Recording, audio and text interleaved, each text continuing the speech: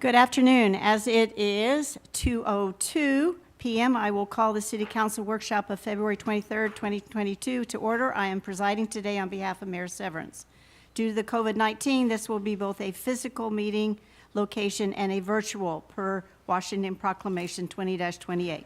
Due to Governor Inslee's order, masks are required for everyone in council chambers, regardless of vaccination status. City staff are participating via teleconferencing. Guests that are included in staff presentations will be excused from the Ring Central meeting at the conclusion of the agenda item as appropriate. Today's meeting will be viewed via YouTube and on cable channel 10, HD 1090. Roll call.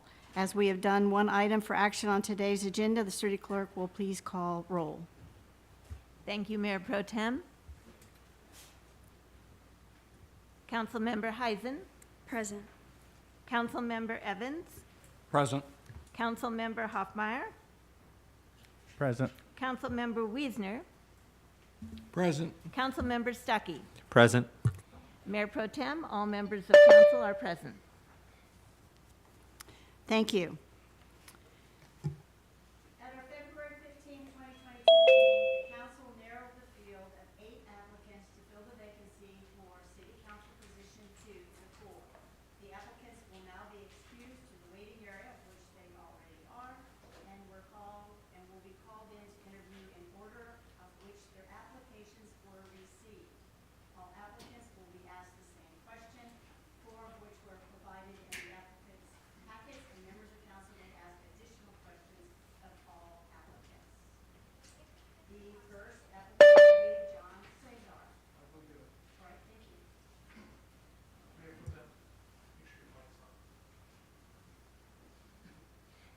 I double clutch.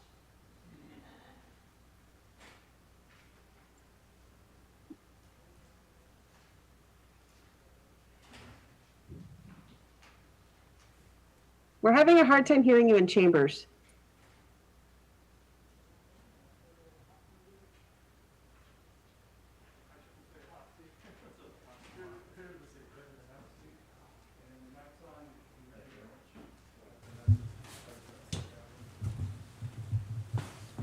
Good afternoon.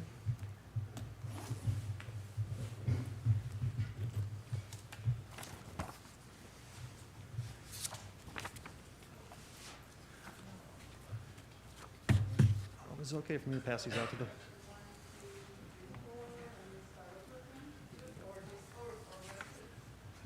Thank you.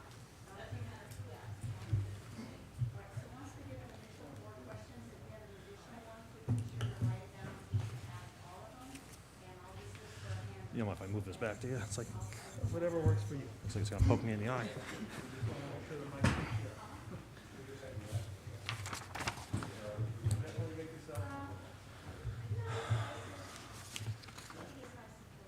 Can I remove the mask? Yeah. Okay, thank you.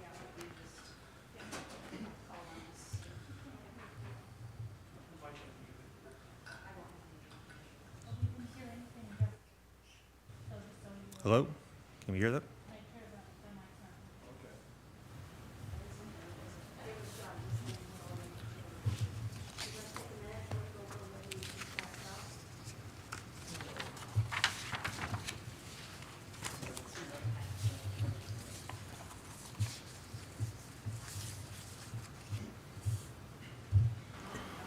Mayor Pro Tem, we were reminded to make sure our mics are on, as I don't think they were on earlier, so.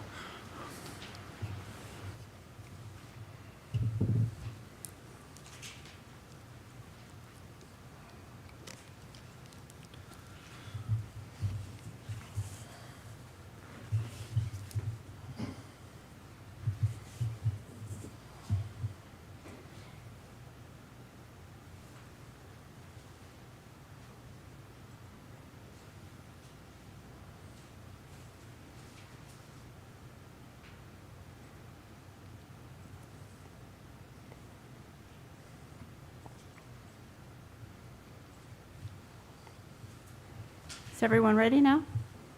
All right.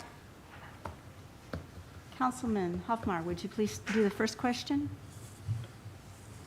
Would love to. Good afternoon, John. How you Good afternoon. Doing great, thanks. Why do you want to serve on the city council? You know, when the position first came available, my wife and I discussed, and we have discussed this before even moving here. You know, I bring a fresh perspective to this council. We moved here about 3.5 years ago, but we're no strangers to this area. About a little over 30 years ago, I attended a wedding here in Oak Harbor, and I fell in love with the area and the city. And a few years thereafter, I brought my wife to be up here, and we visited our friends. And on our way back, I said, jokingly, sort of, was, you know, this is a prenup. We're going to retire here. And then she probably thought, well, yeah, whatever.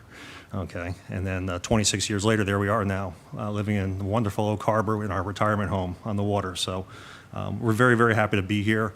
I've watched the changes that have happened here in Oak Harbor, all for positives.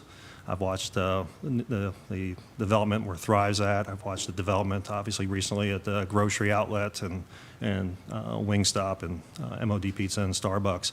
I watched Pioneer.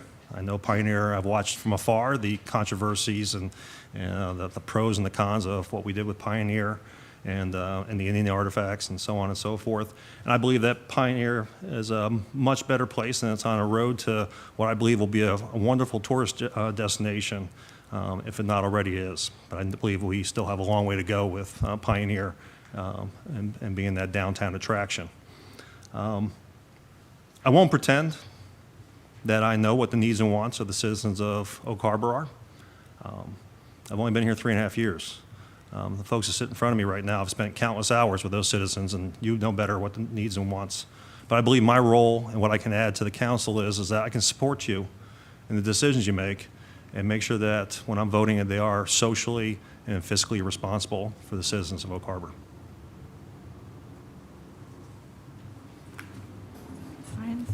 Thank you. What experience, talents, or skills do you bring to the council and community that you would like to highlight? Sure, absolutely. Well, I have over 30 years' experience in leadership in the private sector, in the hospitality industry. I've been responsible for annual budgets of over $150 million. I've had employee populations of over 1,000 employees I've been responsible for. I have served on several civic boards. I passed out an updated, what I call a resume recap. The second page shows all the boards and positions I served on. In Hancock County, Mississippi, I served as the president of the Chamber of Commerce. I was there president in 2005 when Hurricane Katrina wiped us out. So I oversaw not only the rebuilding of the casino I worked at, but I also oversaw the Chamber of Commerce and the revitalization, the rebuilding of our community. I also sat on the newly formed Main Street Association in Bay St. Louis, Mississippi, and I attended several conferences where we learned about obtaining funding and grants, low-interest loans, et cetera, for the rebuilding, renovations, improvements to our Main Street and downtown areas. I also have several experiences in lobbying, both federal and state. As president of the Chamber of Commerce in Hancock County, our number one employer was the Stennis Space Center. So it was extremely important for us to get in front of the legislators in Washington, D.C. to continue to get their support on funding NASA and to educate them also on what NASA was. It wasn't just a bunch of Air Force and Navy pilots that wanted to go to space. It was a tremendous amount of civilian applications came out of the research of space travel. And so it was important for us to make sure our congressmen and women were fully aware of what the benefits of NASA was. In Evansville, Indiana, I probably spent 25% of my time in Indianapolis lobbying the legislatures there to pass legislation that not only benefited the community of Evansville, but also to make the business environment for casinos in the state of Indiana a much better place to do work. You know, in Evansville, I also was president of the Convention and Visitors Bureau with an annual budget of approximately $3 million. The board, we oversaw the expenditures and the marketing of Evansville as a destination, but also the collection and allocation of capital dollars to make a better tourist destination in Evansville. And as a small, lesser talent, I also oversaw a marina, which I know is a fun spot here in Oak Harbor.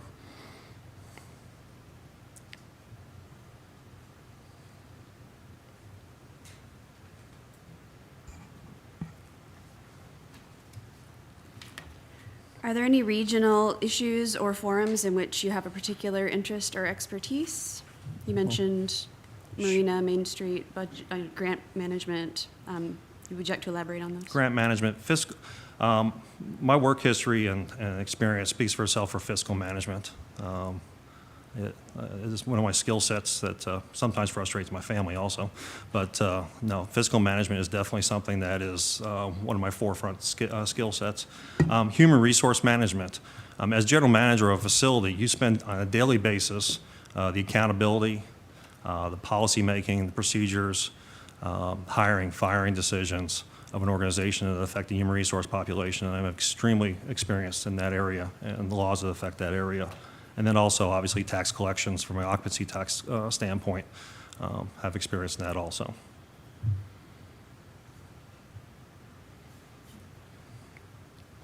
Hi, John. Hello. Do you want to serve on the city council because of a particular local issue on which you want to work, or are your interests more broadly distributed? No. As I mentioned before, I don't want to pretend I know the specific needs and wants of the people of Oak Harbor. So there is no one issue that I have. There is 3 issues, and I mentioned that in my application, that I believe are, that from living here, that I strongly feel that are important to address. The first one's affordable housing. I have watched, not only over the last 10 years, but specifically in the last 5 years, the cost of housing skyrocket in this area. We're going to price out individuals that work in this area, and the cost of goods and services are going to skyrocket along with them in order for employers to be able to pay their employees enough to be able to live in this area. So I believe affordable housing is something that really needs to be addressed. The second one I don't have an answer for is, but I look for the powers that be to educate me on this, is those less fortunate that have no housing at all. I believe that's an issue that needs to be addressed as well. And thirdly, I call them smart codes. That's what we used to call them in Mississippi. Smart codes are things that they address the appearance of our neighborhoods, our thoroughfares, and our gateways. I believe the more attractive Oak Harbor is, it'll attract more citizens, it'll attract more business, and importantly, it'll attract more visitors to help subsidize our tax collections. So.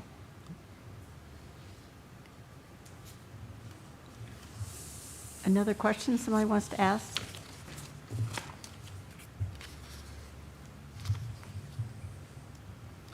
With the many important issues facing the people of Oak Harbor, how will you relate? As a citizen, obviously I relate in that aspect of things that affect me directly, but also when you manage a large organization, you're not just managing the 4 or 5 people that report to you. You're managing the entire organization. And when you manage a casino, you have everybody from the dishwasher to the director of slots and gaming operations. And I pride myself in the fact that I understood the needs and the wants of every one of my employees, top to bottom, bottom to top.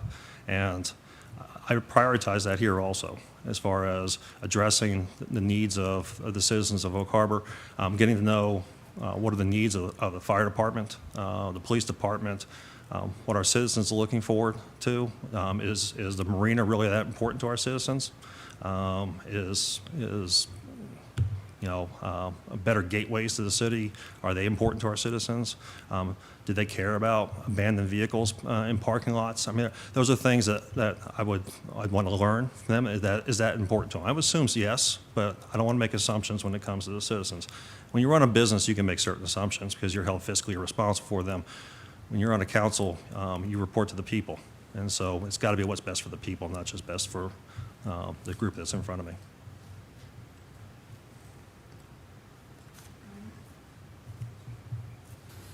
As a council member, what do you think is the best way of communicating with those in our community, and how would you go about doing so?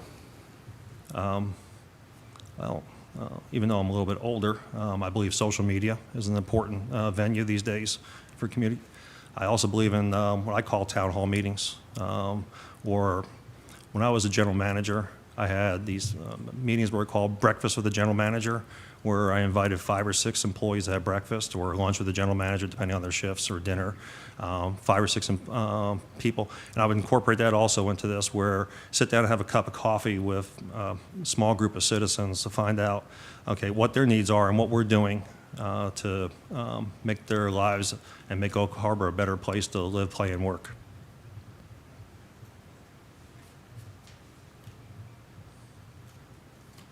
Anyone else?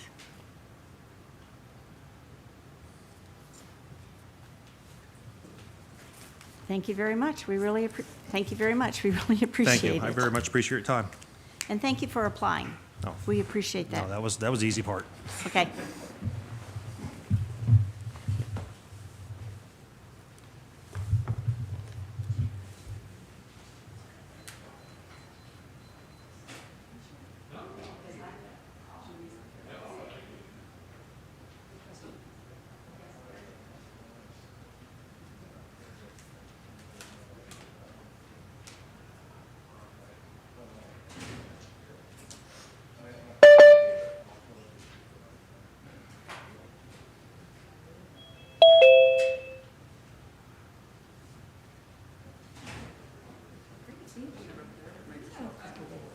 Yes, thank you.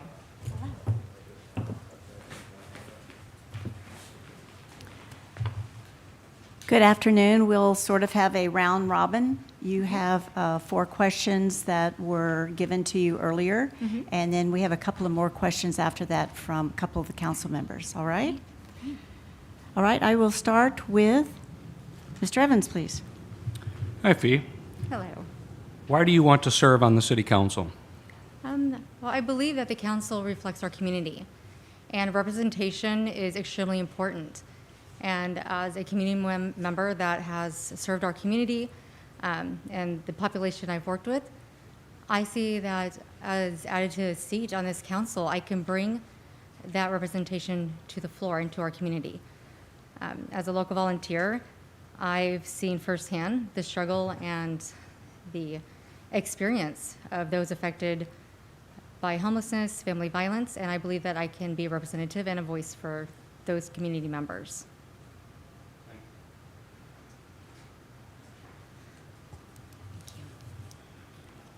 Hi, Pete. Hello, Jim. Thanks for coming today. Thank you for having me. What experiences, talents, or skills do you bring to the council and community that you would like to highlight? Well, I'm a trained advocate, and I know how to work with all levels of government. As a member of multiple boards, from government to nonprofits, I am very familiar with Robert's Rules of Order as well as meeting structure. I also have my ear to the ground in this community. I have strong interpersonal relationship with community members from all backgrounds.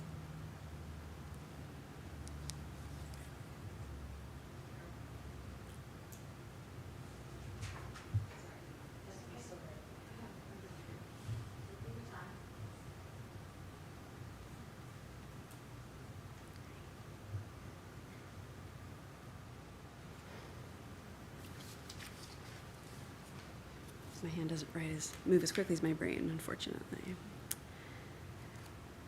Fee, are there any regional issues or forums in which you have a particular interest or expertise, like transportation, water supply, human services, fiscal management, solid waste, parks, etc.? Well, I have extensive background and knowledge in human services, but I would like to work with transportation, with Island County. We have an amazing transportation system here, and I would like to work on keeping that free and accessible for all of our residents, and also expanding so that we reach more residents. I would also like to work with Island County so that we need to modernize our water system capacity so that we do reach more residents in Oak Harbor. We are potentially going to have a lot of new housing here, so we need to upgrade that water system so that we can reach all the residents.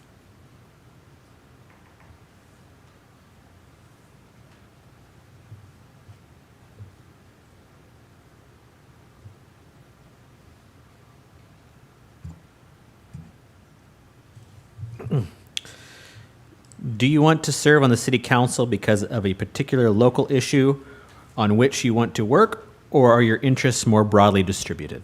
Well, I don't believe that we have one specific issue. Everything is interconnected, from transit to housing to our water supply to our economic development of downtown. I strongly believe that we have to have safe, truly affordable housing. As a member of the Island Housing Advisory Board, I know the need for safe housing, for accessible housing. And also with that, I mean, that is us putting more people into, if we start working towards, if we start working towards our renewable energy systems, that will also provide jobs, that will provide housing, because our main goal, I believe, all of our main goal is to keep people working here, but they have to be able to live here to work here. And with that, that is reaching out to keeping transit going, keeping it free, keeping it accessible, and also making sure that our residents are safe and can get to and from work.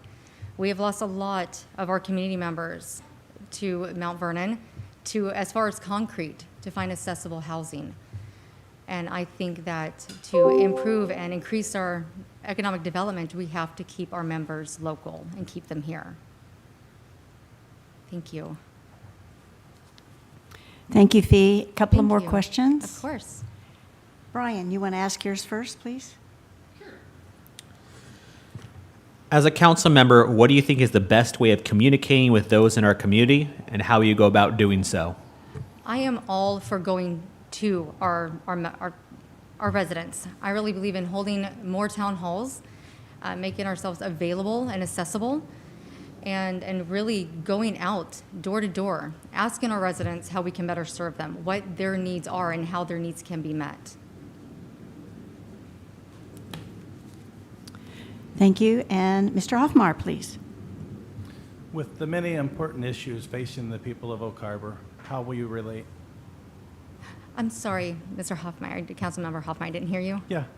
With the many important issues facing the people of Oak Harbor, how will you relate? Well, as I said, I'm a local volunteer, and I have been for the last 7 years. We've been stationed in Oak Harbor for 13 of those years, and I have dedicated myself to this community. I am able to relate because I work with these people every day, as well as myself have experienced homelessness.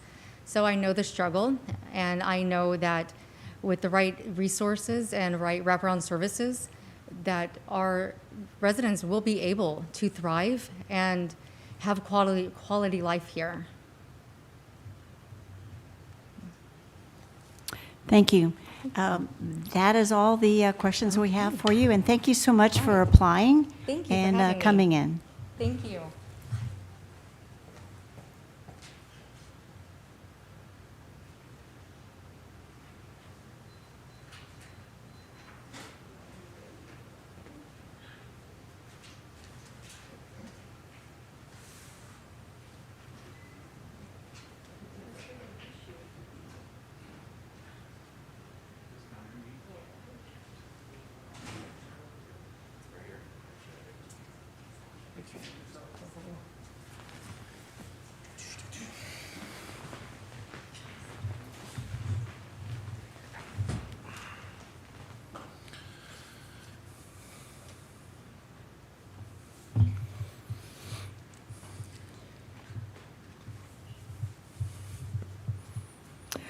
Welcome, Mr. Marshall. Glad that you are here. As you know, there are 4 questions that we are asking everyone, and then council has come up with a couple of others to add on to questions that everyone is being asked. Okay. So right now, we will start with Mr. Hoffmeyer again, please. Good afternoon, Eric. How you doing? I'm good. How are you doing? Good. Why do you want to serve on the city council? Well, I've long considered the possibility of being on the city council. I grew up in Oak Harbor. My family was stationed here in 1980. I went through the Oak Harbor School District and started my first business at 18. Actually took over an existing business. And during that time, I was actually encouraged to run for city council at age 18. I had several people that were encouraging that. And then over the last, I've always been involved in city government. I've been watching city council meetings for years. As a publisher of a local newspaper, I get the council packets, and so I frequently read the packets. I read the workshop packets. As you know, I've been attending council meetings over the last, at least since December. And then I had the encouragement of several people in the public and several people on the dais right now that, encouraged me to apply and to run for this position. And I love this community, and so I want to do everything I can to help make it better. Thank you. Next. What experiences, talents, or skills do you bring to the council and community that you would like to highlight? Again, as a publisher of a local paper, I'm kind of privy to issues that are occurring throughout the island, and so I follow a number of the different the things that are going on and how they relate to Oak Harbor. Personally, I believe I bring critical thinking skills. I bring an outside set of eyes that can take a look at what we've been doing, and I have knowledge of the community and history of the community and projects that have been going on, and so and then I'm not afraid to be a dissenting voice. So I will if something doesn't make sense to me, if something doesn't seem right, I will go ahead and question it. I don't have a problem with being with questioning things or being a dissenting voice. That's not an issue for me. I would like to bring the skills that I have, to council. And so I don't think I answered that question great, but I got to get past my nerves still. All right, we're going to skip to Jim this time so people can be on different questions, please. Hi, Eric. Hi, Jim. Are there any regional issues or forums in which you have a particular interest or expertise, such as transportation, water supply?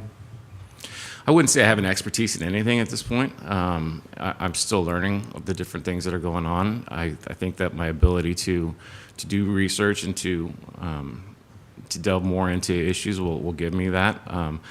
I am following things going on with Island Transit. They're a customer of mine, and they're also, an important part of our community.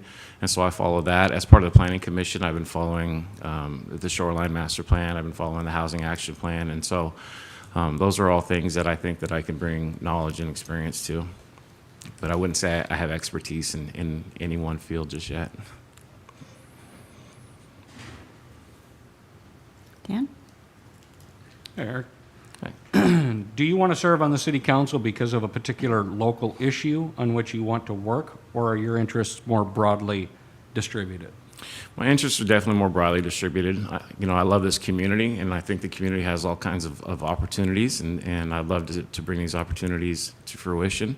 We also have some challenges, and I'd love to help tackle those challenges. And so I wouldn't say I have any one particular.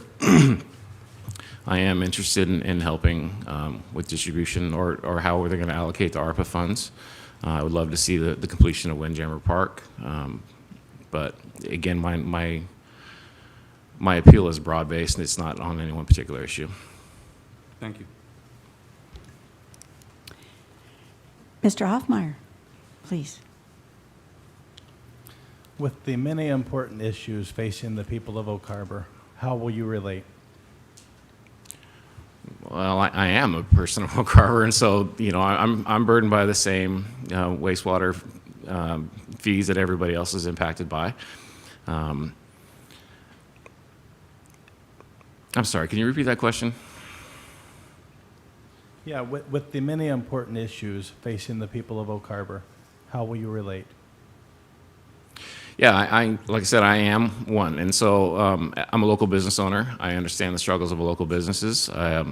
I am the son of a retired Master Chief, and so I understand the struggles that military families go through. I know the sacrifices that they go through.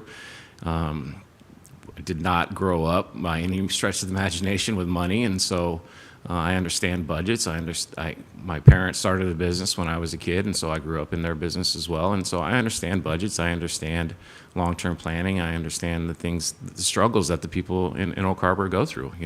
I live on a fixed income, and we have budgets, and so anything that impacts the ratepayers or impacts the taxpayers in Oak Harbor, it impacts all of us. And so I definitely, having grown up here, I am an Oak Harbor person. I am an Oak Harbor resident. So,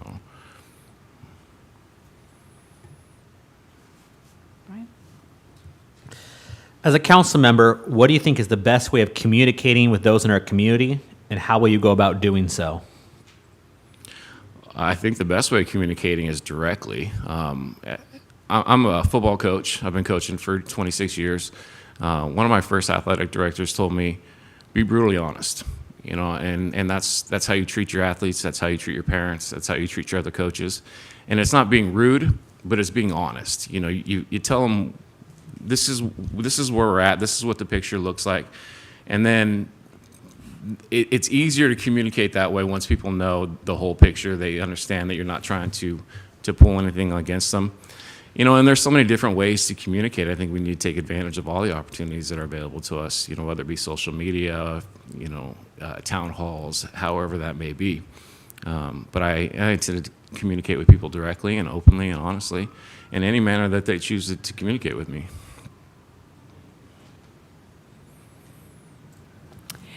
Thank you very much, Mr. Marshall. We appreciate you applying and coming today, and we'll see. Good luck. Thank you. Thank you very much.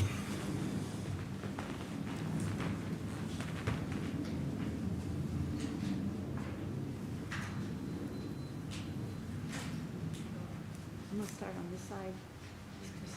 Yeah, just so we have all the questions and they get a chance to say questions. So.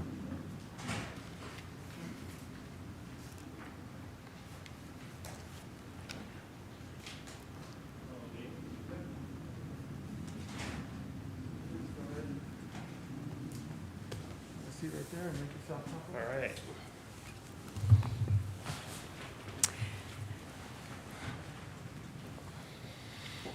Good afternoon, Mr. Wright. Hello, how are you over those Just monitors? fine. We will begin with the 4 questions from council. We've alternated, but everyone's been asked the same questions you received in your packet. Okay. And then there are a couple of other questions that council has that they would like you to ask. Absolutely. That everyone else has been asked. Okay. So right now, we'll start on the end with Mr. Evans, please. Hey, Ronnie. Hi there. Why do you want to serve on the city council?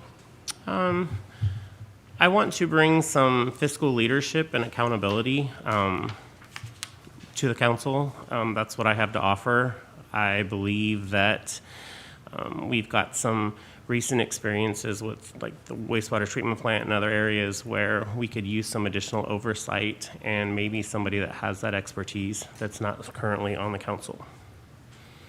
Thank you. Hi, Ronnie. Hi. What experiences, talents, or skills do you bring to the council and community that you would like to highlight? Absolutely, thank you. So again, I will touch upon the fact that I have a lot of experience with fiscal leadership and management of personnel. I'm a small business owner in this community. I wear that burden every day, what it's like to represent a small business and be a local leader. I have been an active member and board member of several nonprofit organizations. I have also been the president of our Chamber of Commerce and helped to lead our Chamber of Commerce through some difficult financial times, establishing, again, a cash reserve, and helped us get through these times where we weren't as fiscally great because of the pandemic. So those are many of the things that I bring with me. I also like to think that I have the ability to listen to multiple sides of things and work with folks and try to find common ground to reach decisions that benefit the majority. So again, I think it's imperative sometimes that we look past our own maybe biases or prejudices and hear everything that we need to hear so that we're reaching the most beneficial outcome.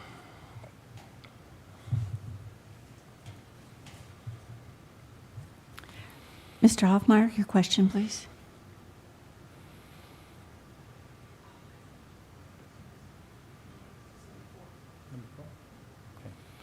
Do you want to serve on the city council because of a particular local issue on which you want to work? Or are you interested more broadly distributed? Yes, so local issue would be obviously the Navy. I am a veteran. I'm very proud of that.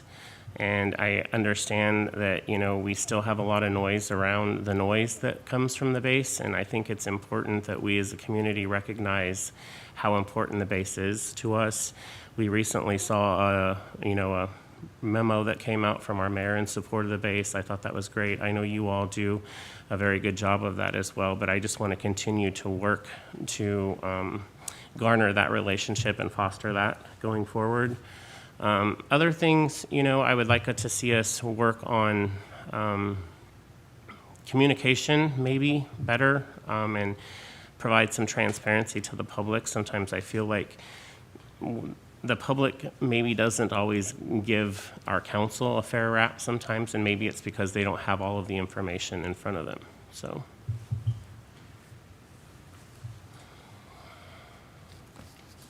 Mr. Stuckey, back to 3. Are there any regional issues or forums in which you have a particular interest or expertise? Examples such as transportation, water supply, human service, water quality, etc. Yeah, so again, I think part of that too was fiscal leadership was in that as one of the categories. And again, that's my area of expertise. I mean, I've been in the tax industry, accounting industry for 20 plus years. So that's what I will focus on and try to bring a lot of insight to you all on. There are things I think where I can offer a lot as far as interpreting financial information and helping us to maybe work through some of the issues that have seemed to be more of a challenge. Like when we're talking about, for instance, the firehouse and the way we're going to go about that, the costs and the different methods. Maybe I can add some added perspective there and insight.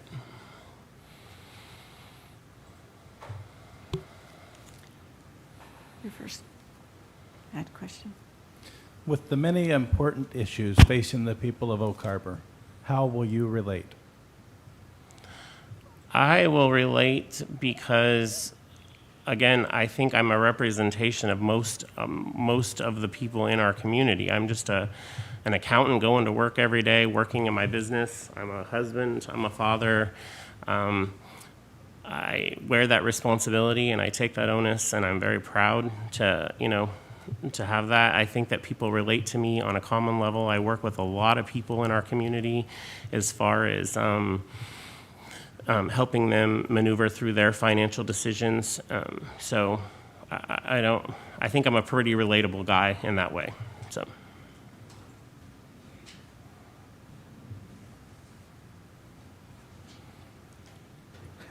As a council member, what do you think is the best way of communicating with those in our community, and how will you go about doing so? That's a great question. I hadn't really thought about how I would do that. I guess, I would probably do it the way I do it now. I would welcome folks to call me or meet with me, and obviously just have conversations with people during times where we're out in the public at ribbon cuttings or different ceremonies when we're representing the council, and just welcome, conversations with folks to make sure that they're being heard and that we're bringing their concerns forward to the council meetings. So.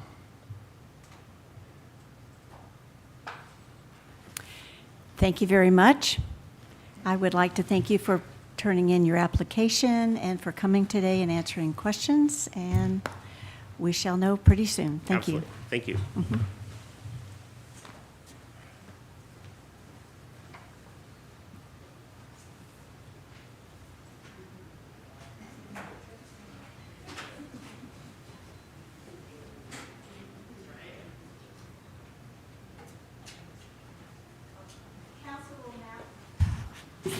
The council will now move into executive session to evaluate the qualifications of the applicant candidates for appointment to elective office. City Council position number 3, per RCW 42.30.1101H. The executive session is anticipated to last about 15 minutes, with action to be taken upon return to the open session. We are entering into executive session at... Anybody need a short break? Okay, at 2:45. 3. Give us time to get up, get in there, and close the door. Thank you.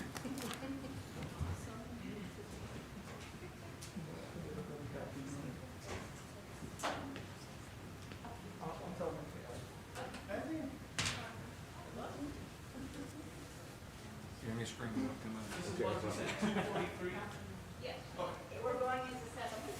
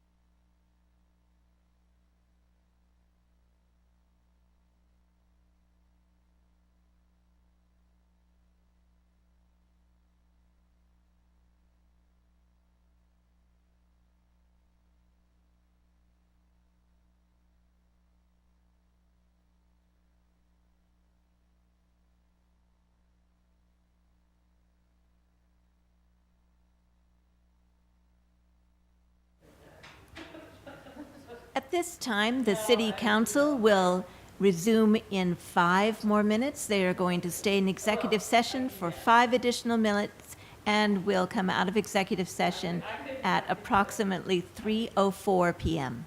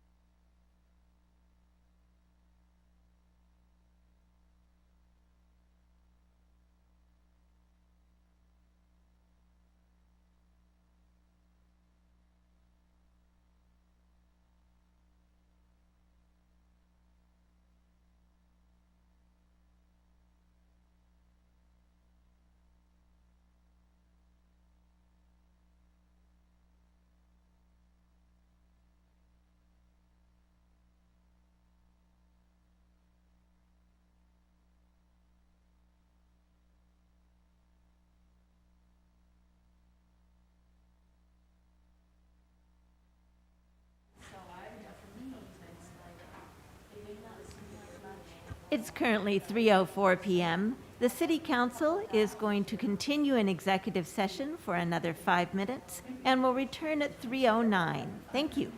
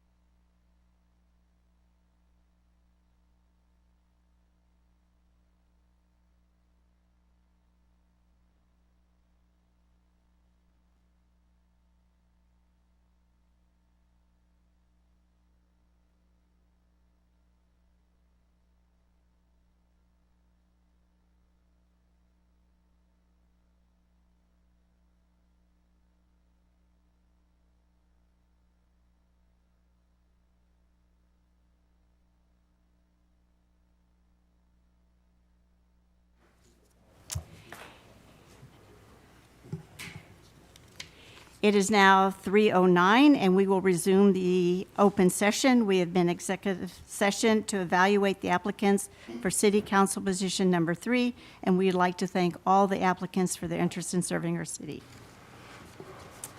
I would like to note that as a confirmed by the interim city attorney and as a council member, I am able to vote even though I'm serving as mayor pro tem. So having interviewed the 4 shortlist applicants and deliberating their evaluations and qualification, at this time I will call for a motion of appointment. Mr. Evans, I'd like to make a motion to select Eric Marshall. is there a second? We have a motion and a second to appoint Eric Marshall as our new council member. Is there any amendments or another? All right. 2 motions and then vote on both?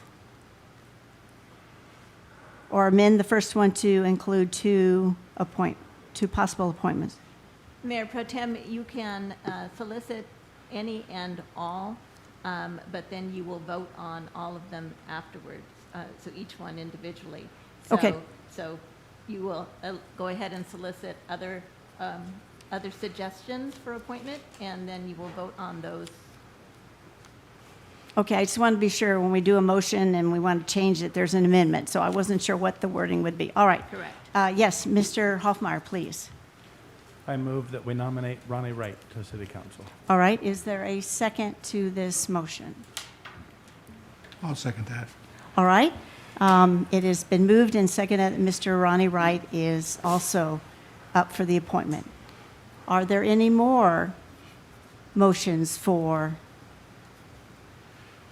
this appointment? All right, City Clerk, would you please read? Thank you. Yes. Our first motion was made by Councilmember Evans to appoint Eric Marshall to fill council position number 3, seconded by Councilmember Heisen. So do we do this as alphabetical or first motion, second? How do we do the count? Or do you just want to call out and have people, the person's name, and people raise their hand and then call out the second person? That might be the easiest. I think you would vote on that first motion and then on the second. All right. Our first motion then is to appoint Eric Marshall as our new council position 3. All those in favor, please raise your hand. Okay, sure.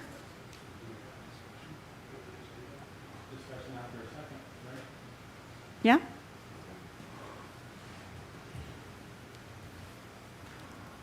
I think for me, the chambers are open, the public is here, the public is watching online, the public is watching on Channel 10. We had 4 very good applicants, and I would hope that as you move into the future, all 4 applicants, would run for future office.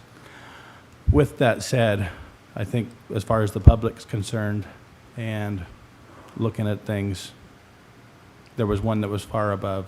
So that's the reason for my motion. And I think we either get this right tonight or the public gets it right in 2 years. Stay tuned. Any other discussion? Tara, please. Thank you. I want to echo Councilman Hoffmeyer's thanks to the 4 people, to everyone who applied and to the 4 on our short list. I was saying that I've been on council long enough to have appointed several new members, and this is probably the most qualified group I've had. This is the toughest decision I've had to make yet, and just very impressive, and I really hope that everybody gets involved in some way. If you don't end up on council tonight, please get involved in some way because we could use every one of your voices. Thank you. Any other discussions? Oh, Mr. Jim, please. Thank you, Mayor Pro Tem.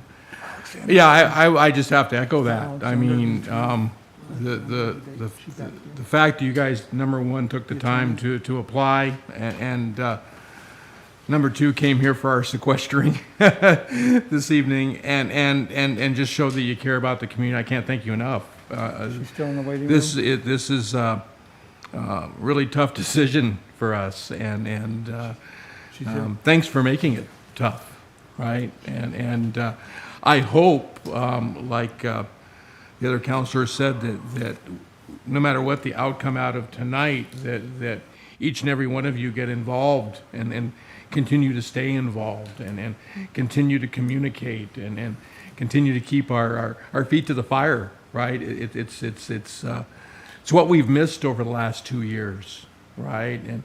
And it's time to be heard, right? And I can't thank you guys enough for caring about the community. Thank you. Any other discussion? Quick comment, Mr. City Administrator, you have some excellent candidates that could fill positions for boards like planning and this and that. So keep their resumes, please. I did advocate. Okay. I met with all 4 of them and gave the same speech, and I think I better have mentioned to all 4 of them that certainly we have an opening on the Plan Commission, and we might have 2 openings, depends on how the vote goes. All So, right, thank you. Yeah. All right, all those in favor for Eric Marshall, please raise your hand.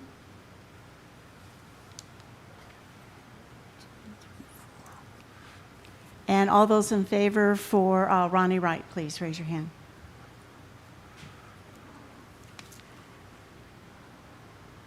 All right, thank you, and I believe Mr. Marshall will be it. But we did have excellent, excellent candidates. Very tough decision. Thank you, everybody.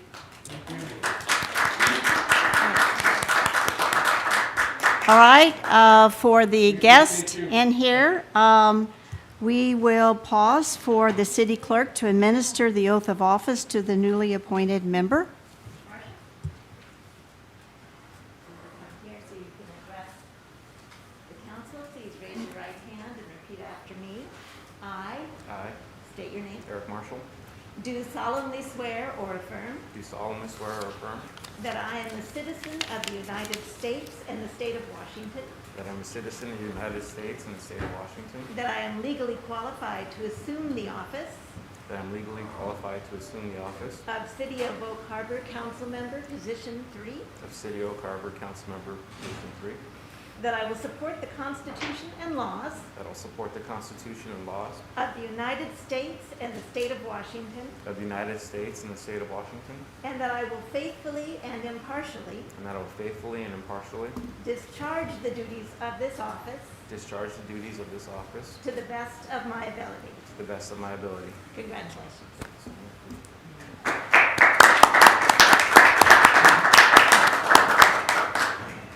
And Julie, where do you want them to sit? Right here? Right there? Okay.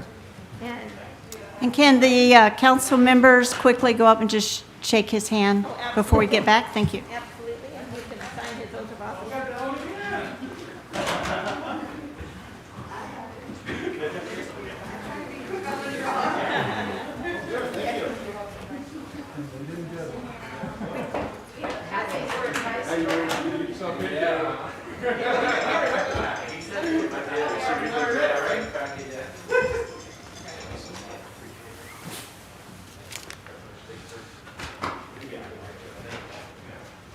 Council, if you could let Sabrina get a photo. Quick one, no. We'll do a fancier one. We'll do a fancier one later, I promise, And we'll do a fancier one later, but we Want us all standing? yeah, just real quick, just gather up. This won't be the fancy one that I'll use, I promise this will go in all the. Mask on or off, man? Yep. Mask on or off? Mask on, because I don't want to get in trouble with the public.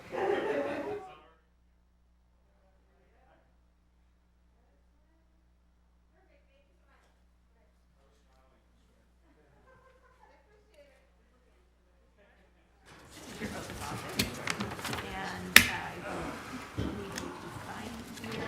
I'll put your name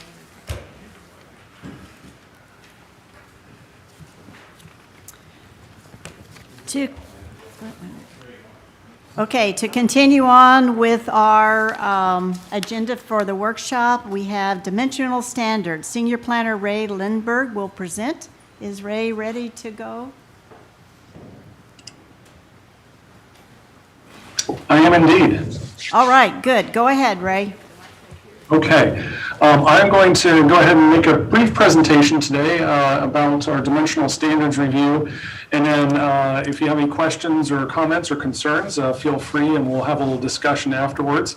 I'm going to start a slideshow here in just a second. So let me get that going and we will get started.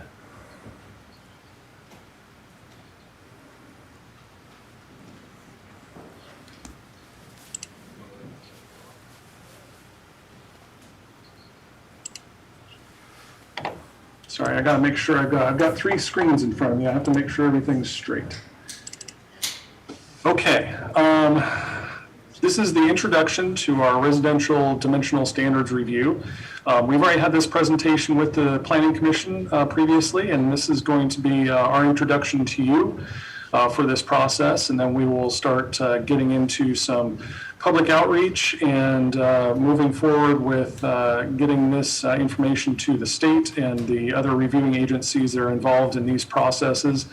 And so this is kind of our first touch with you all, and we'll go from here. So what we're dealing with is a step or a process within the Housing Action Plan. You've reviewed and approved that back in June of 2021. There were a list of recommended actions within that document, and the implementation of those recommendations is what we're looking at doing now.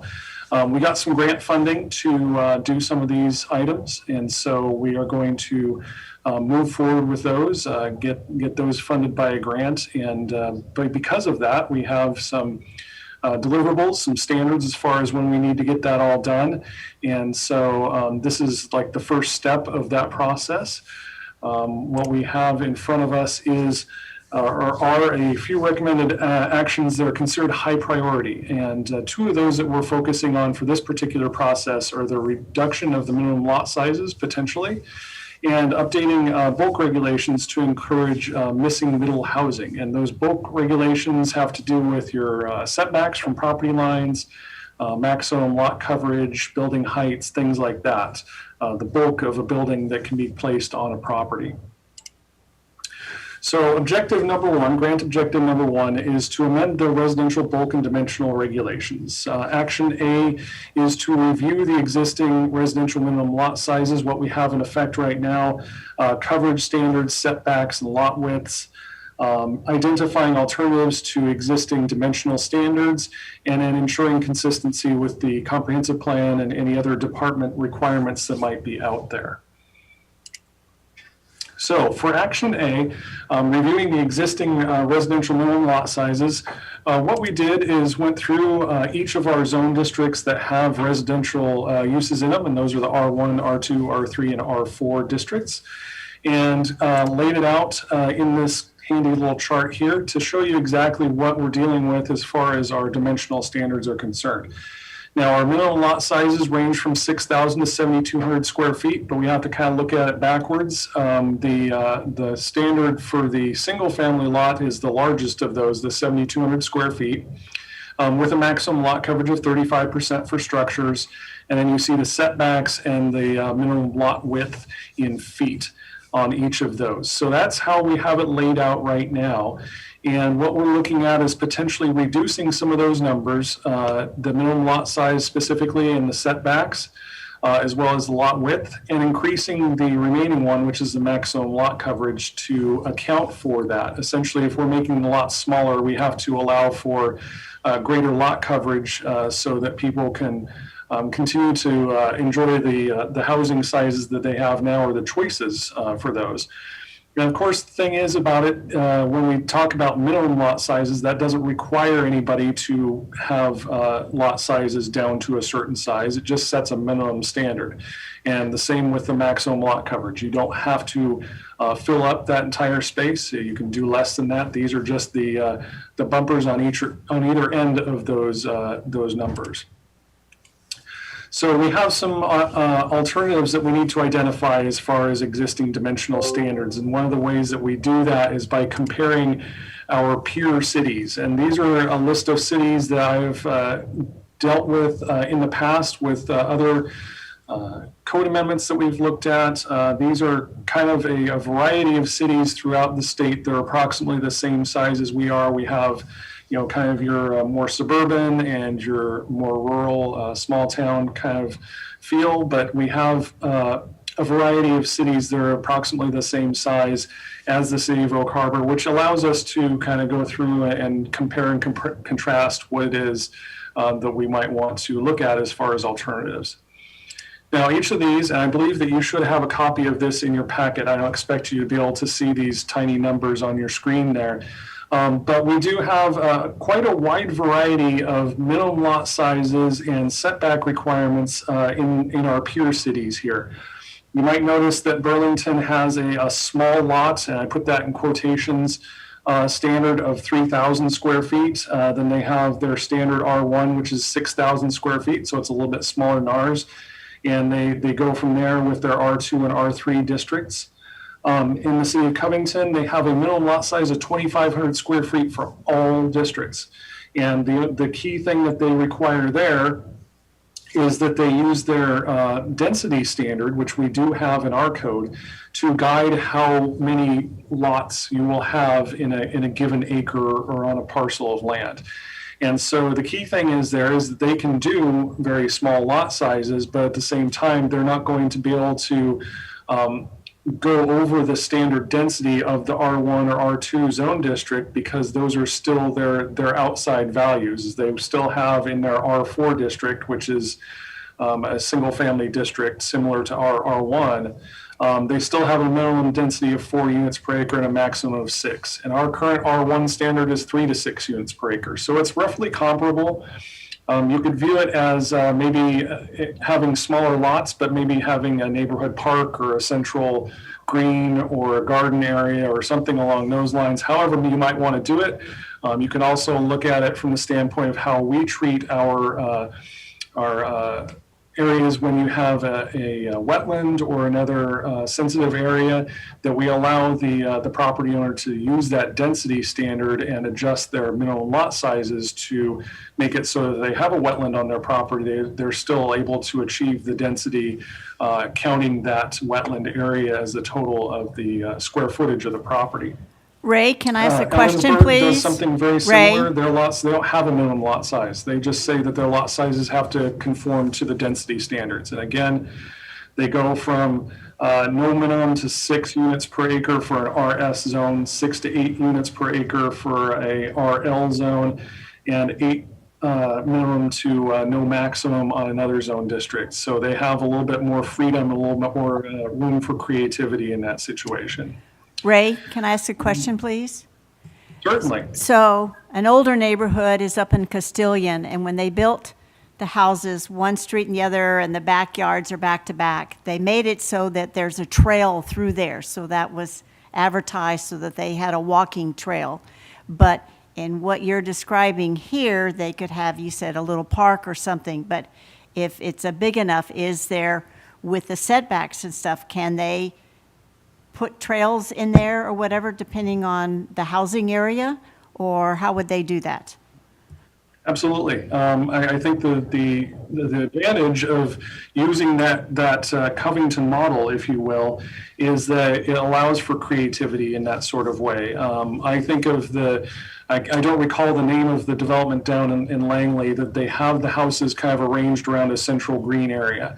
It would allow for a little bit more creativity and interesting things like that. Or doing a trail system or a neighborhood park, playgrounds, garden areas, all kinds of neat things that you could do, because you've reduced down the minimum lot size of the individual properties themselves, but still provided an open space area or a forested area, whatever it might be. We're just not increasing the density of that overall larger parcel. We're just making it so that you can do a little bit more flexibility because the lot sizes are smaller. Okay, thank you. You're welcome. And then moving on, we have a few others that don't have minimum lot sizes. Maple Valley and Monroe don't have minimum lot sizes. They do have minimum lot widths, which is important because we need to be able to provide enough land fronting onto a public right of way, and that's kind of a key issue, is to make sure that lots don't get landlocked, or we have to start creating oddball easements and things like that just to get access onto properties.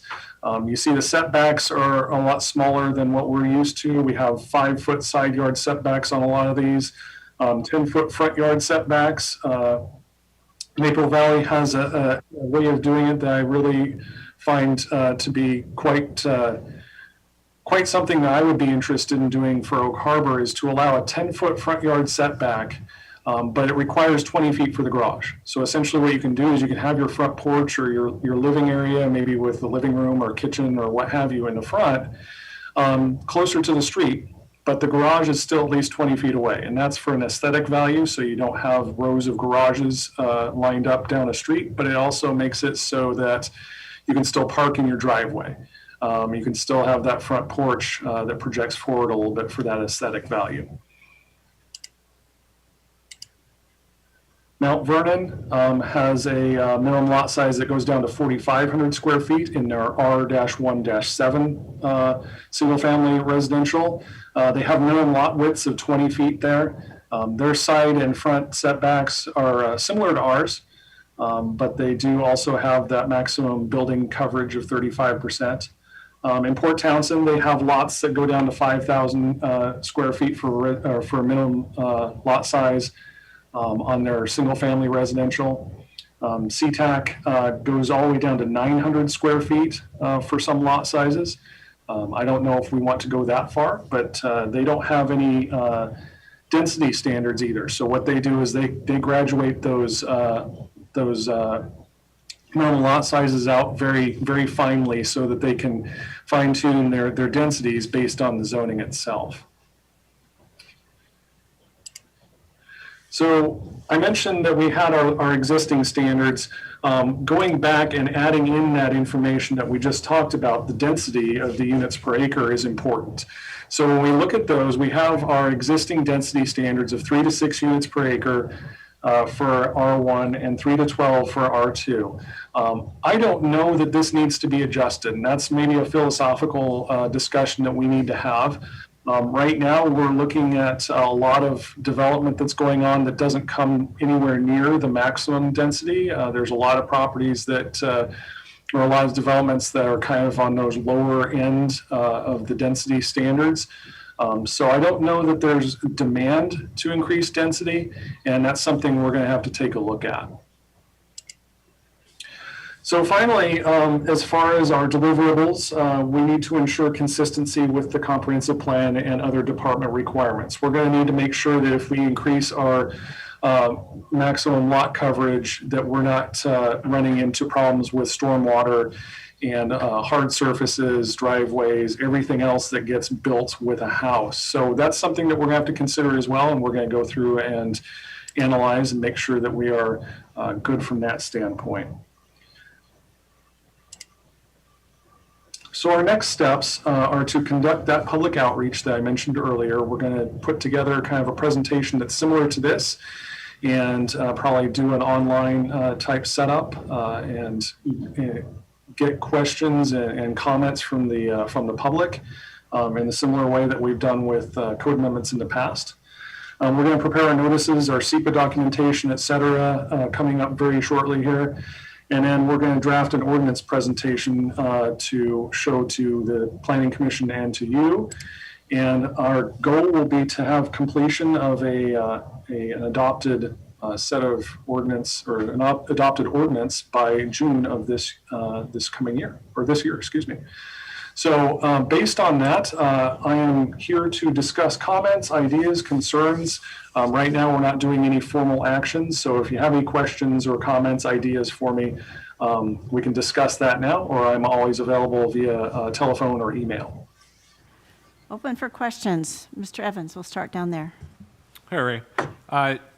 You had mentioned that you were looking at increasing the maximum building coverage. What are you guys looking to increase that to? I wouldn't anticipate that it would be out of line with some of the other cities that we had. I'm going to take a look here. So in Covington, they went up to 75% with some of their zone districts. And I don't think that's really necessary. Those are for your greater density, your duplex, your multifamily, things like that. For our single family, I don't anticipate that we would go over 50% probably, because there's still, a situation where you have a 3,000 square foot lot, which would be very small for Oak Harbor. You can still get a 1,500 square foot footprint for a house out of that, and potentially, a 2,000 square foot house with a garage. And so I don't know that we would go higher than that, but it's certainly a possibility. There is also the option within our code to use the PRD process to make variations from some of these standards if you provide additional design like parks and the actual design of the house itself and some of those things. So there's always the possibility of increasing it through that process as well, although I think we are trying to aim towards the idea of using fewer PRDs and being a little bit more open to creative solutions through just a standard subdivision process. Thank you. Mr. Wiesner. Thank you, Mayor Pro Tem. First off, congratulations on your promotion. Well-deserved, Ray. Thank you. Appreciate all your hard efforts. And yeah, thanks for bringing this forward. As you know, I think first time I met you several years ago, this is one of the things that we talked about, and it's one of the things I've been driving home since the Affordable Housing Task Force. And just for the new members of the council and the people out there listening to understand why this is important. Currently, all of what Ray's talking about, as he had mentioned, can be done through a PRD process. So in other words, we could reduce lot sizes, we could increase densities, we could increase coverage, building we could decrease building setbacks, all of that through the PRD process. But the PRD process lends itself to larger parcels. It's a fairly expensive process and lengthy process to go through, and so for parcels where we're creating maybe a 5 or 6 lot short plat, it typically doesn't pencil out to go through that process. And so what it's been doing up until now is leaving all of our infill properties, undeveloped in the city, because there's, it doesn't make sense to take a property and split it into 3. When possibly you could split it into 5 or 6, which then would pencil out. And again, through the PRD process, that 6 lot short plat wouldn't pencil out. And doing it as a 3 lot short plat may not pencil out, but by reducing our lot sizes and increasing our lot coverage, we now make some of our infill properties more developable, and this is a way to get to some of that additional housing that we need, and maybe create some more affordable housing, because obviously if you can build 6 houses on the same parcel that you could build 3 on, you've reduced your land acquisition cost in half, literally, as long as you can go through a quick platting process versus the lengthy PRD process. So appreciate the time and effort. I really don't have any questions. I just wanted to comment how much I appreciate you and the Planning Commission who took the time to bring this item forward and make this a #1 priority. It's been a long time coming, but it is something I think that will have an immediate impact once we get through this on the developability of some of our infill properties. And appreciate all your efforts, and if there's anything I can do to help you through this, Ray, just don't hesitate to reach out. Appreciate it. Thank you. Thank you.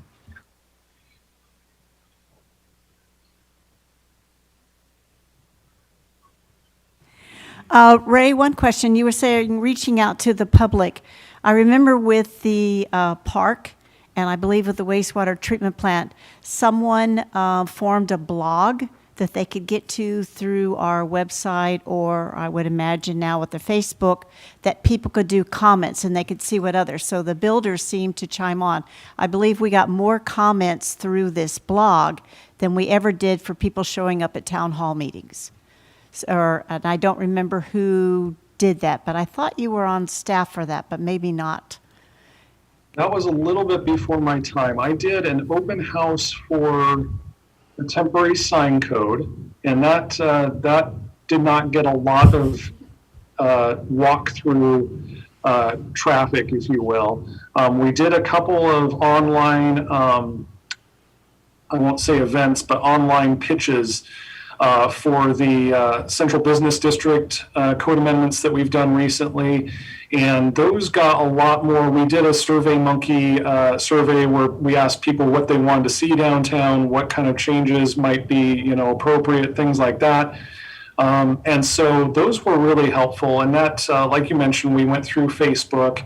I think that for this one, we'll probably approach it the same way. We'll publicize it through Facebook and probably do a flyer in utility bills or something along those lines. But what we'll do is we'll go through and present some of these alternatives and some of these ideas that we have and let people comment on that.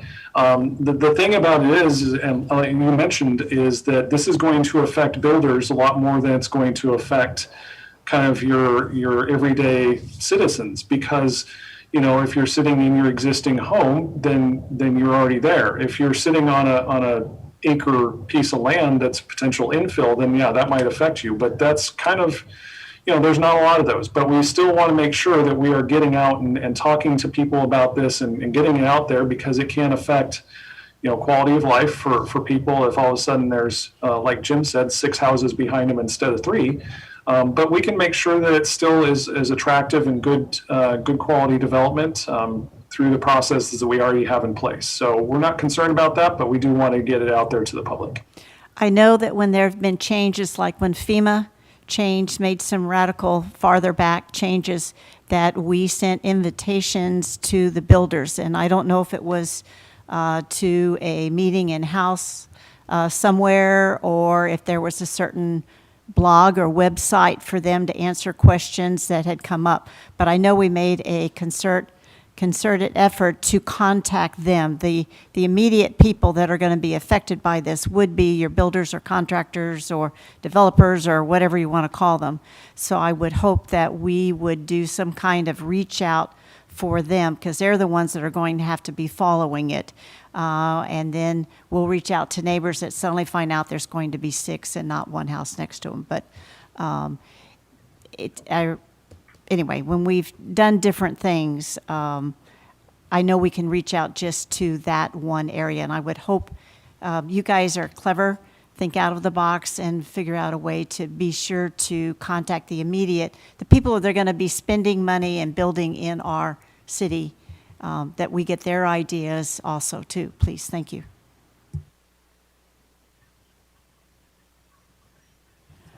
All right, thank you, Ray. Are you handling the next one too, the CIP amendments, or is that CAC?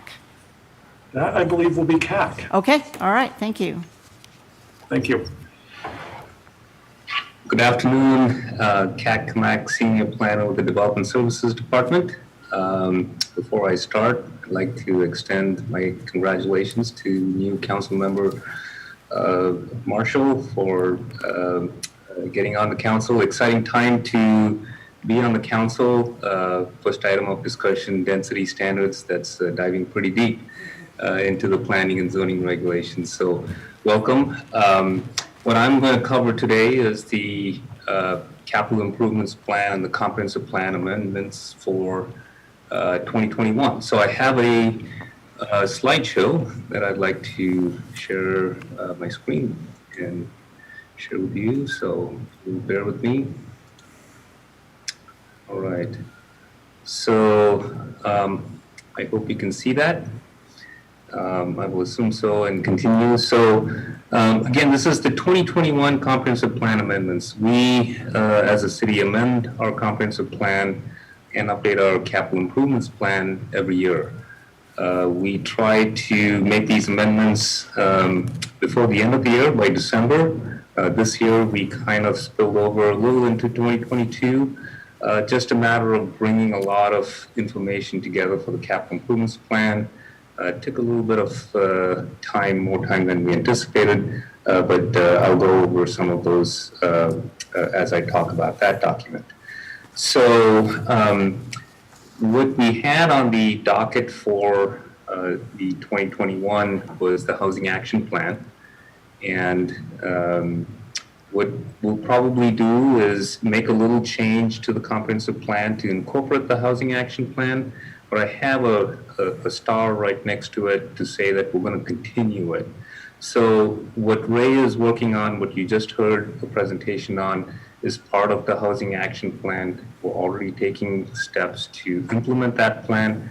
However, we do need to keep our comprehensive plan housing element open so that if we do need to consider policy changes, we can do that.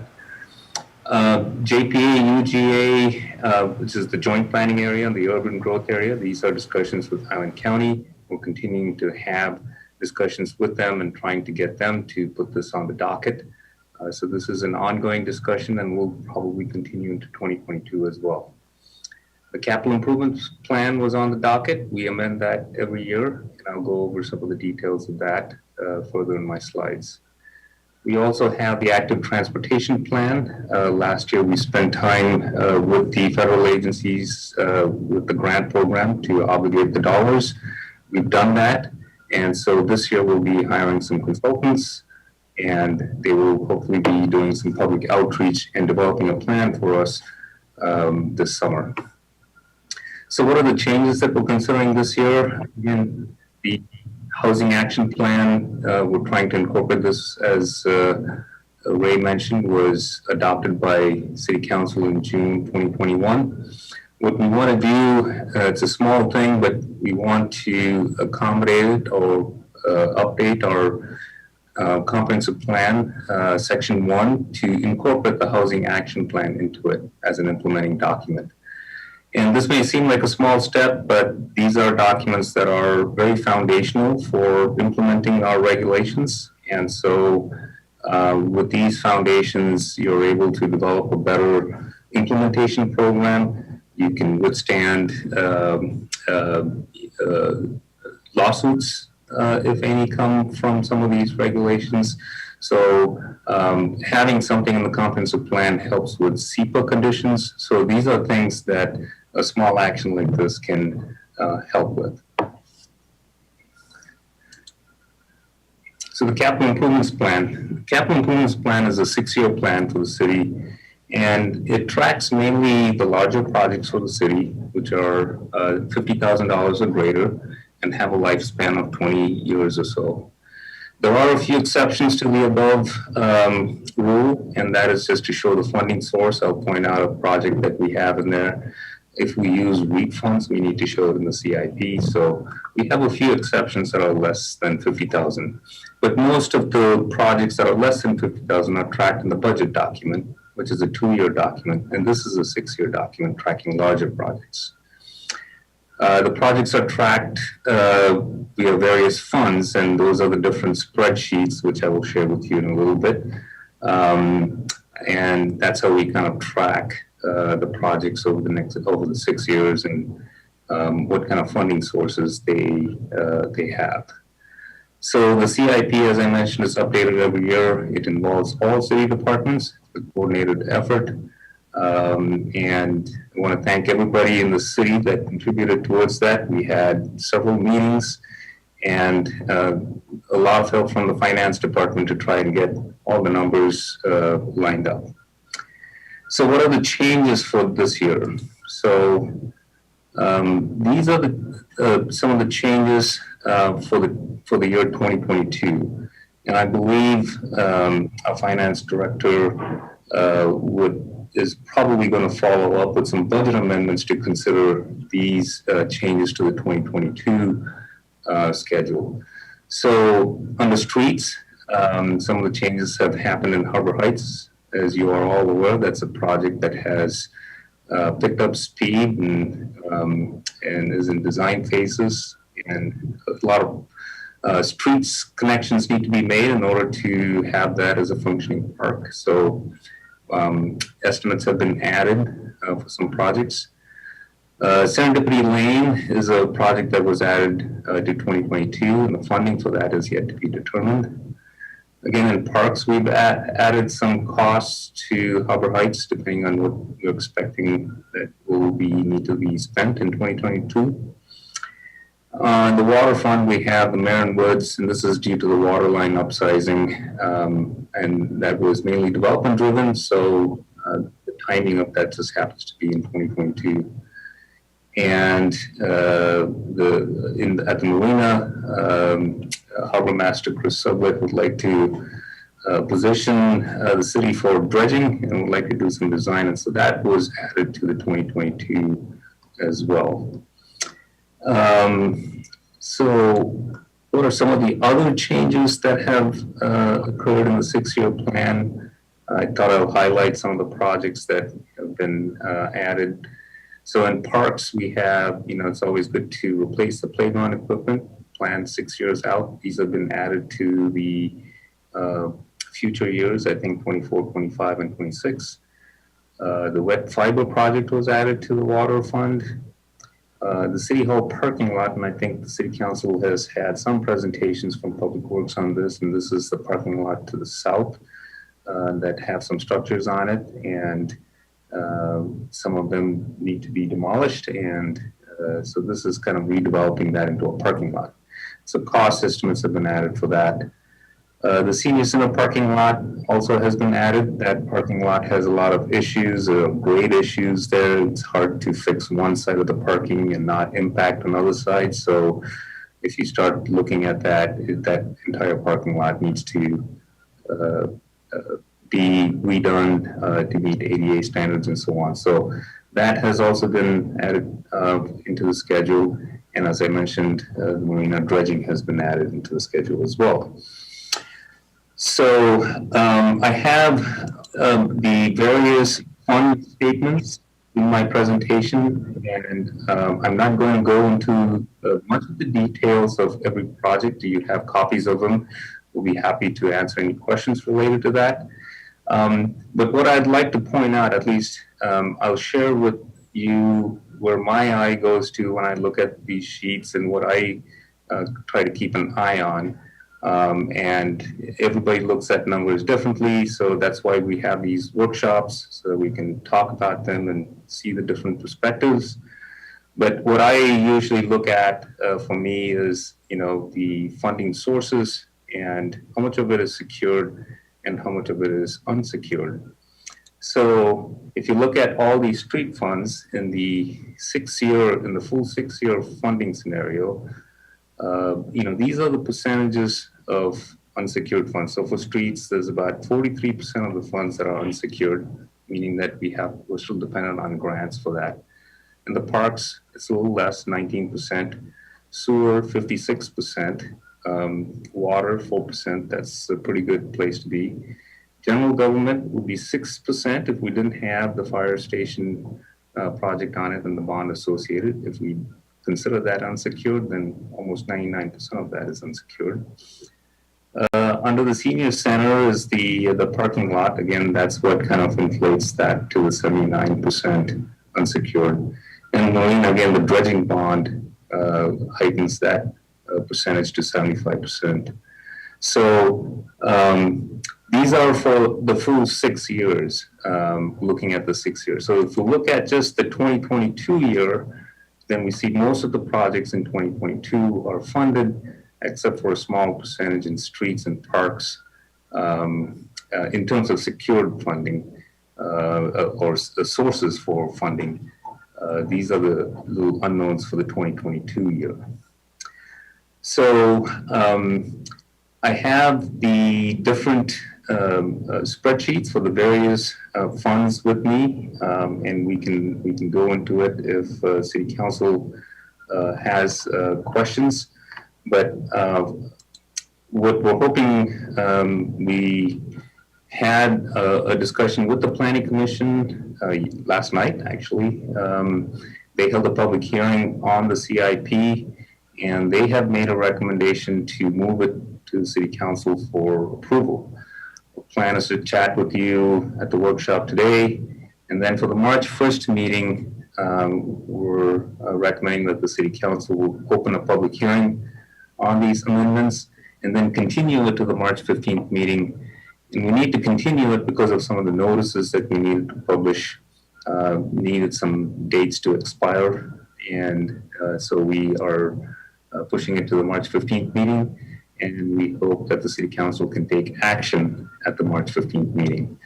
So with that, I'd like to entertain any questions, comments, or concerns. I will stop sharing my screen for right now, and when you have questions, I can jump back into any particular fund statement that you'd like to look at or any project that you'd like to talk about.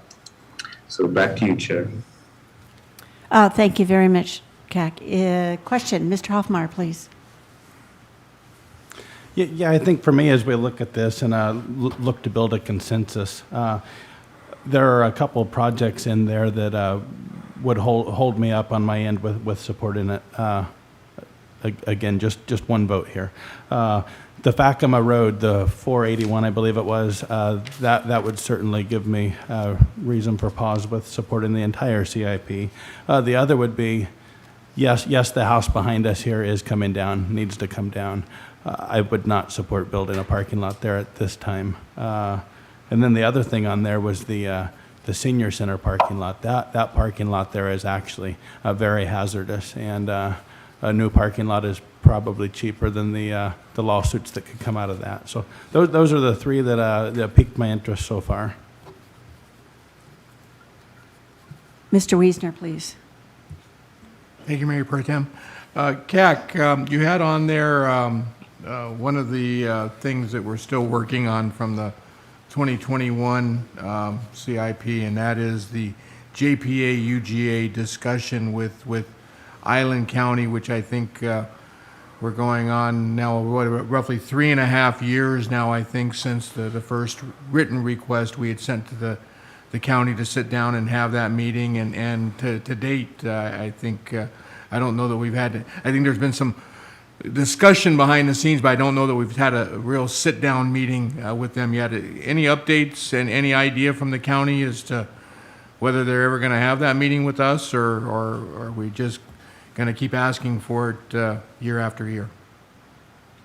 I wish the Development Services Director was on this at the meeting, and he's heading up the conversations with Island County. But my understanding is that we're waiting to schedule another meeting to chat with them. We're still trying to get them to push it into their docket. We've been successful in trying to get a group between the county and the city together, with some of our planning commissioners involved as well. We've had some changes in our planning commission, so we're kind of shuffling some resources there. But yes, we are still talking to them, and that's the update I have currently. But it is on our list, and we are chatting with them and like to see that move forward. Mr. Oberg. Yeah, CAC, I can add a little bit to that. So it was on the county's docket, and then with COVID, they pulled it off the docket, and we've been trying to get it back on. One of the challenges is they do have a clock ticking. I believe their comprehensive plan has to be redone in 2025. I think we need to push the issue in the housing action plan that we only have 10 years of buildable lands available, and I think that's an issue that our Development Services Director will push with his colleague. And certainly on the county level, I've lobbied the commissioners to get that back on the docket, and I will do that. And so it's good to know that's still a goal of the council, and so staff will follow your lead and your direction and continue to make that an issue. One of the challenges we have with the GMA, and we found that out in the cities, I think we sued them around 2011 to 13, and found out that they have the authority to set the UGA and the JPA, and in the GMA it kind of implies that it's a collaborative effort, but we know through the courts that it's not. So certainly we'll continue to do that. I think one of the benefits of that housing action plan that we just got was that we have a shortage of buildable lands, and 10 years is too short. And I think if economy keeps up the way it's going, and the infill is going, and the issues we're doing with lot size decreasing and stuff, we're going to get a lot of infill, and it could be less than the desirable 20 years, what it should be. So certainly the county's going to have to address the issue. We were hoping they would do the JPA and then the UGA. They may back it up all together and kind of cram it in their comprehensive plan review that needs to be done for 2025. But I think even their own staff really wanted to do it in a more of a sequence process. And so we certainly gave them a pretty wide margin, and I don't think they like that, but I've challenged them to fine, then kick it back. You know, we asked for as wide as as we can go, but any benefit would be any expansion of the joint planning area, which really should be 50 to 60 years, and it's only really 20 years.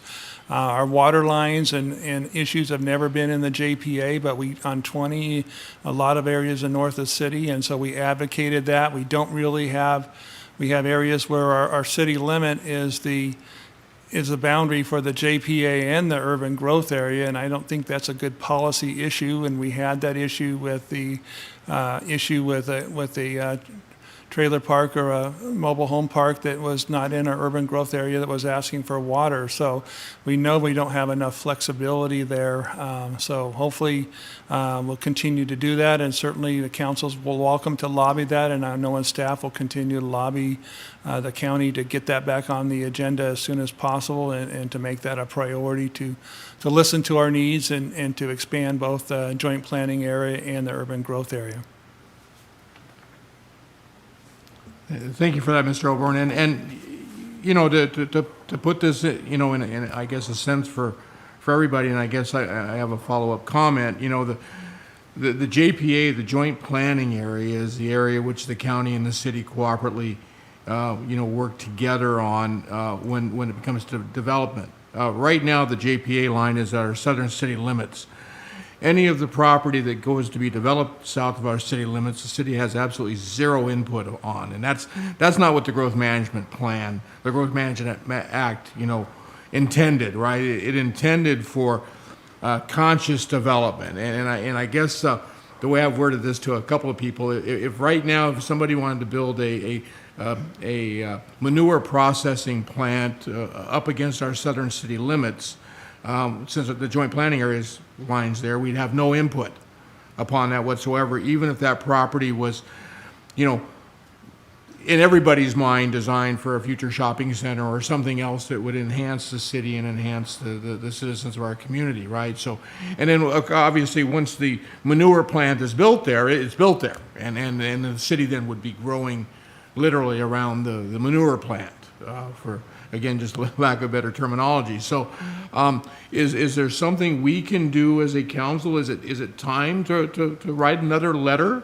to the county from this body to let them know that we really need to sit down and have that conversation? It's in both of our best interests. I think with the new council would be a good idea. Then we make sure that it's the priority of the new council with 4 new council members coming on that were relatively new and weren't part of the past letter. I think that certainly would be a issue. We can certainly put that on the agenda, and staff's listening to me right now, so we'll put that to letter writing, and we have the examples of what we did in the past. So certainly we can go ahead and bring a letter and ask them to advocate it, because I think we need to keep this topic forefront in order to get them to continue to do that and continue to recognize it, and not jam it up at the last minute, because if they're going to do it and wait and postpone, then they're going to turn around and put it on us. And this is a really key issue, and I think the more time we have to work with them on the joint planning area and the urban growth area, and I think there's a desire to do it on the county side, to do it together. I'm more an advocate of doing them in 2 different areas, because there's a different way of looking at the JPA as opposed to the UGA, and we've never had, our JPA's never been amended once it was adopted, and so it really should be look at our joint planning area. And like you said, I mean, the airport, people think that's in our sphere of influence or in our joint planning area, and the airport on Monroe Landing is not. and it's really not very far south, and we're not really talking about it, but certainly that's a major emphasis for us, and there's an opportunity for water and sewer expansion to that area, opportunity for commercial if the airport becomes public, and so certainly we would like to be a player in that area, so it really makes sense to go further south, to go further north, and to expand it, and so, and we could show you the proposal we had, when we asked for them before, we only focus on the joint planning area in our letter, because that's what we were trying to get them to do, and they didn't necessarily like it, but we asked for is, for the maximum we want, and certainly they're welcome to trim it back, but unfortunately they've never proceeded to discussion on possibly trimming that back, so we can put that on the agenda and bring it back. Yeah, I would certainly support that being on the agenda. You know, the JPA line was set in 1999, and it was intended as a 20-year development line. And it's been 23 years since we've reviewed even that line. And so certainly something I would support seeing on the agenda. And, you know, hopefully the rest of the council sees that as something that we need to continue to be a constant reminder about. Thank you. Mr. Evans? Well, first, I'd like to thank Councilman Wiesner for bringing that up. That's a concern of mine as well. And yes, I would definitely support that. My other question is in regards to our sewer lines. The sewer line replacements in the CIP don't look like a priority. We've replaced the sewer plant, which is the heart of the system, but from what I hear, we've got artery disease. So when are we going to deal with getting the systems that are running to that plant? Am I wrong in my understanding that we've got sewer lines that are leaking throughout the city? We do, and we blew out the first year with inflow and infiltration because our sewer lines weren't tight enough, and the water level was higher than the sewer lines, and they leaked in, and that's what caused it. So, major issue. One of the issues that cities been reluctant to do a lot more aggressive effort is because of the cost and the issue it would have on the rate. We did have an ARPA subcommittee today, and we talked about funding some of those projects and being a little bit more aggressive on it with ARPA fundings, which allows us to do it but not affect the rate by using the grant money from the federal government through the American Rescue Plan Act funding, what we refer to as ARPA. So that's an area we're going on, but certainly you can advocate on it, and staff could look at it more aggressively. But I'm be honest with you, we were a little soft on it because of the issue of the effect that it has on the cost. So we can do this plan, but when we go in the budget process, when you talk about the goals and such, that's a goal you can ask, and we can certainly step that up. And like I said, we using ARPA funding, we get the best of both worlds. We do more aggressive on that area and tighten up the lines with slip lining and other repairs on it of a much more aggressive level. Well, as we've seen down on Bayshore, before we start, repairing and putting in new streets, I think we need to fix what's underneath them so we don't have to tear them back up. So I do think the sewer lines do need to become a priority. It's also preventing us from being able to go out and shellfish in the bay because we're dumping that nasty waste into our natural beauty. So I urge my council members to join me in getting that sewer line system as a priority. Thank you. Mr. Stuckey? Well, of course, being newer here, I have questions about a ton of these, but I don't want this meeting to go on for 6-7 hours. So I've narrowed it down to 3 projects I have some questions on, and whoever's best to answer, please chime in. First one is about the fire station. We discussed, I don't think it was last meeting or the meeting before, about potential levy, and it was talking about the fire station being at $6 million. And I posed the question, are we sure it's going to be $6 million? And it sounded like it was going to be that, or maybe even less. But I do see in the CIP plan it's $7.2 million. Can someone elaborate why it's 7.2, but we were told 6? It's, hi, this is David Goldman, the finance director. It's 7.2 because it includes $1.2 million for a Quint ladder truck as well. Gotcha. Thank you. Street improvements, what's the timeline on getting the rest of Whidbey Avenue taken care of? I don't know if Mick can answer that. I can't answer that. I do not have that information. I can get that sent out to you hopefully by the end of this week. That would be great. Last question regarding the 7th Avenue reconstruction. Walk me through a little bit of a timeline of when that and what that's going to consist of. I was kind of surprised to know that we didn't own the right-of-way, which I do now after reading the packet, but what kind of timeline are we looking at? I mean, I see where there's money allocated for 2023 and 2024, but when do we start seeing progress? What does the process look like a little bit, if you could explain that to me? You really won't see any physical progress until 2024. The process we need to go through right now is we are in the middle of design. We will be talking about the west end of it in another report here today. And then in the next year would be the acquisition of right-of-way. And then the following year then would be the construction. Okay, thank you. Mr. Hoffmeyer. Yeah, just a couple more things real quick.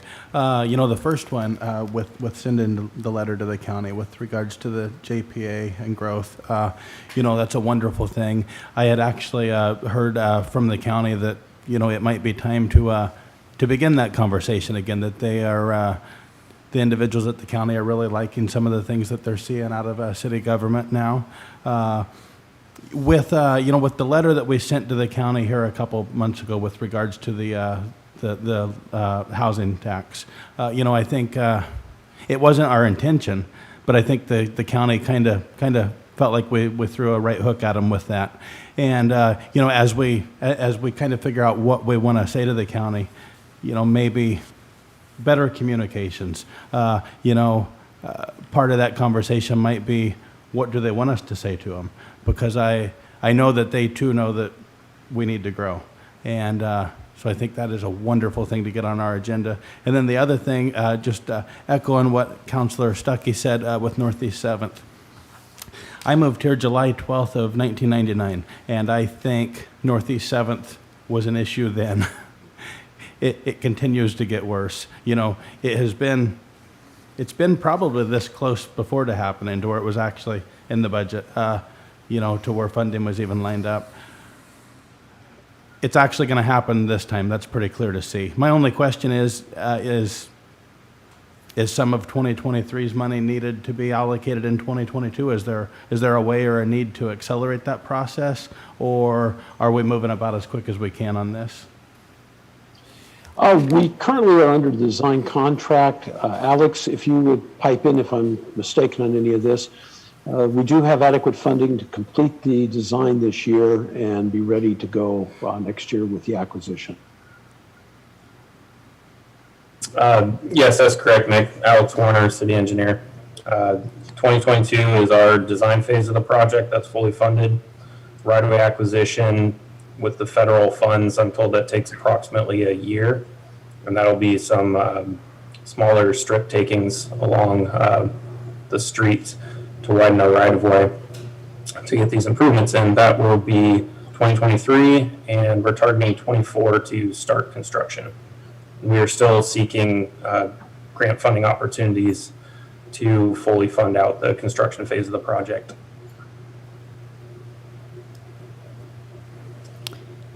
Any other questions, Mr. Marshall? Thank you, Mayor Pro Tem. I just had one question. CAC on Volunteer Park, it looks like we're doing new concrete to get rid of some of the graffiti. Is there a plan to mitigate that graffiti in the future? Are you referring to that's in the skate park? Yes. Yes, there is a plan. The police department is actually leading that effort with Public Works providing support. They're working on actually getting a number of volunteers starting at the public schools. And the intent is they would like to actually implement it this year.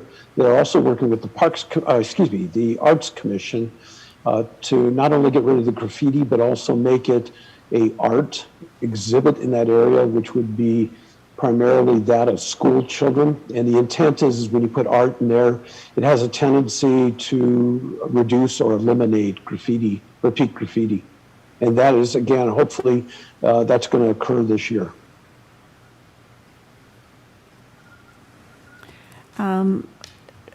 Mr. Oberg, I believe it was probably your first council retreat, and one of the items to accomplish was to actually start, whether it be mid-year or quarterly or something, that the council and the county would get together for meetings to discuss things, to kind of open up discussion on letting the neighbor know, or actually we're in the county, so on possible projects or joint things or the need for housing. So, you know, this discussion we've had about the JPA and stuff like that. But with COVID and other things, it's, I'm sure, fallen off the table. But I'm sure all the council members, in order to open up some avenues, maybe, I don't know, pizza night somewhere. You know, pizza and beer is always a winner. Just to open up some discussion. We have a lot in common, but sometimes walls are built and it's hard taking them down. So if that could be a possibility, I think all the council here would like that too.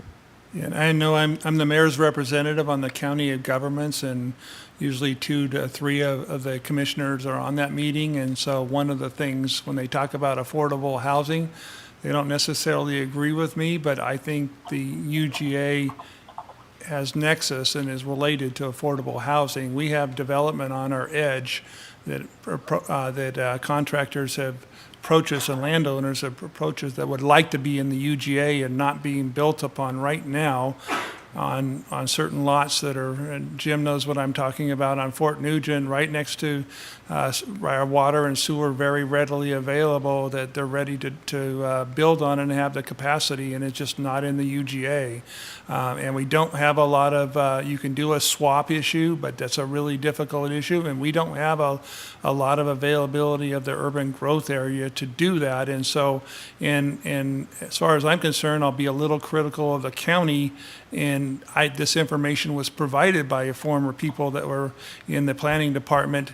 They're not meeting their goal of pushing development in the urban growth area, and by them artificially keeping our urban growth areas small, they're encouraging cannibalization in 5-acre lots in the county. And we live in a critical aquifer, and so we are the best area for urban growth on Whidbey Island, because we use water comes from surface water from the Skagit River and not from the well water here, and we have a premier plant that puts the best sewage in the cleanest sewage in the ocean that's available, and we know we're paying for it, but it is a benefit. So certainly we're primed for growth. It makes sense to do growth in the city, and so we need a GMA, a Growth Management Act, and the tools there to encourage it and to really discourage growth in the rural areas. And they continue to do growth in the rural areas, and that's really a violation of the GMA. So in looking at it, I think we can put a spin on it for environmental sensitivity and why we should have more urban growth in the city. And certainly that would drive down affordability, because the houses are a lot more affordable in smaller lot sizes as opposed to 5-acre parcels that have to do septic and well. Any other comments? Mr. Evans. Also on the CIP, I see the wet fiber extension. We're working really hard as a city, I see, to get fiber in here. Is the city aware of the developer on the hillside that is bringing 2 fiber lines in a national hub? And are we coordinating with them to partner with them and expand on their utility that they've brought in? He's welcome to be part of the broadband action team, where we can kind of equate together. So Commissioner Janet St. Clair has been leading that effort with the BAT, our broadband action team, and I've been a part of that. And our development services director has also been attending that meeting. So we're looking for opportunities. I'm going to come back in March and do a presentation scheduled with Commissioner St. Clair leading that, because she's been really advocate in broadband, and we can talk about that. But certainly we're open to opportunities. I haven't been approached. I've talked to them on it, but I haven't seen that. I think we have the possibility of the wet fiber with the 24 strands that we'll get from when Anacortes puts in the lines, but we really don't have a plan going forward. But there's a lot of initiative there, a lot of partnership. I've been very cognizant of and aware of the Coopville one grant that they got for $500,000, and the south, the one in the south with Would-Be Tell. So certainly we can look at partnerships. There's different opportunities, and we continue to look at that, and I'll give you an update and look at possibility of studying options that we have. So we have issues with the providing broadband outside of the city that would help some of the underserved areas, and certainly there's tools we could do that we'll talk about next month in more detail that we can do to encourage fiber within the city and higher speed, and meeting the state's goal of 100 down and 20 up is the state's goal. And most people run at 25.3, but that certainly would allow a lot more people to telework and have access. And so certainly we're a big advocate of that goal, and there's ways that we can advocate, find spots within the city. So we're a little bit different than the county study, and I'm trying to take the county study and adapt it and get some more follow-up and meeting our goals. And then we do have the opportunity of using the wet fiber, because it's about 20 to 30% cheaper to put instead of trenching all the way, to put it in the water lines. But it's no small task to do it, and so that's why Anacortes has been a little slow in doing it on Fadago Island with our Well, this system will be right here on our island, and Yeah. I'd encourage you to reach out. And then we have dark fiber all over the city, is that correct? We do. It's hard to get the mapping from them. They keep a lot of proprietary issues, and so we'll talk about that subject matter a lot more next month, and I'll have her there, Commissioner St. Clair, and she can answer some of these questions. A little bit more studious, and hopefully we'll have some other consultants there that can help us dive into it. I'm still a novice on this issue, and there's a lot to it, and certainly, but there's a lot of people that can help us through this process and help us make sound decisions to do that. There's a lot of grant opportunities that are going out there. I think we really need to do more on the study side, and that's what I'll advocate that will set us up, and then we can get a plan, because without a plan, it's hard to submit a grant. I mean, I know $600,000 to bring the cable from where Anacortes is going to be left off to our water tank, but the issue I have is, what do I do with it? What's the partnership? And so without a plan, it's really hard for me to the city to write a grant and show the need for it. The grant Depending on the capabilities of the system that will be right here in our city, will that be needed? But I don't even know. So that's the issue. A lot of answers that we need to, a lot more questions than answers right now. So I think we need to study it more and look at answers. I know Anacortes would like us to go to their model, which is being a provider. I'm not a big fan of that, but like I said, we'll have a lot more discussion on that next month. Okay, I look forward to it. Thank you. Mr. Hoffmeyer. I had one final thing on the CIP here. It would be 2025, 2026, the Friend Marsh feasibility study. Nearly $1 million there on those 2 years. Am I right in assuming that the only reason that is on the CIP is that we would only do that if there was a grant? We wouldn't do that with the ratepayers' money, right? That is in the planning years. I think we had it up sooner, but when we talked about it on staff, we still evaluating the need with the changeover, and so we have another position. It made sense to keep it on there and keep it in the planning years. The areas we're really focusing on is 22 now, and 23 and 24 will be in our next budget cycle. So we pushed a lot of things that we're kind of still looking at funding, still evaluating. We pushed those to what we call the planning issues, which is 25 and beyond. So we made a decision to do that, and Alex Warner, our city engineer, is here, and if he wants to add a little bit more detail, he certainly has more experience in the stormwater issue and can speak to that a lot better than I can.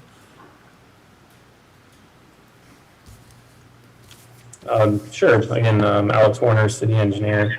To answer your question, Councilmember Hoffmeyer, I believe you are correct that the funding is to be determined, and I can look into more details on that. But that study would be a benefit to the area for the flooding and the new stormwater permit that we'll be adopting this June. It focuses on the drainage basins for the city, and that it's a good potential opportunity for the city to improve one of our drainage basins with that Friend Marsh that's currently out there.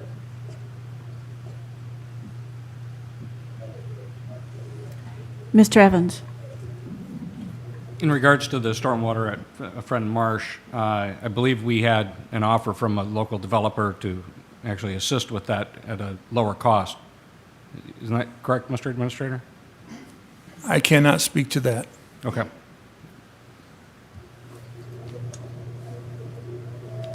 Any more questions? I would advocate, since we have gone well over, that maybe we take a 5-minute break. People can stretch their legs, go and cough in private, so no one feels like they're getting COVID or anything, and get a restroom break. So 5 minutes, please. So 4:30. Thank you.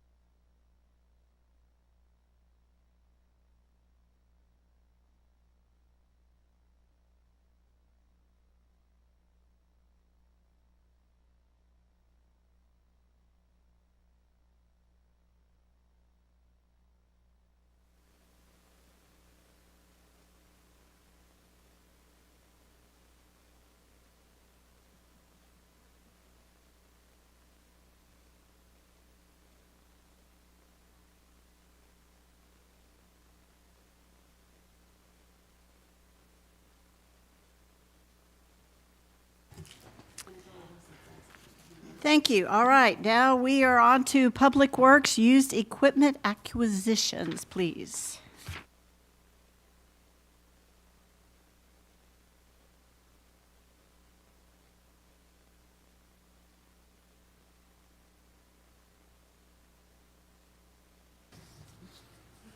Ms. Place, do you want to go ahead and get started?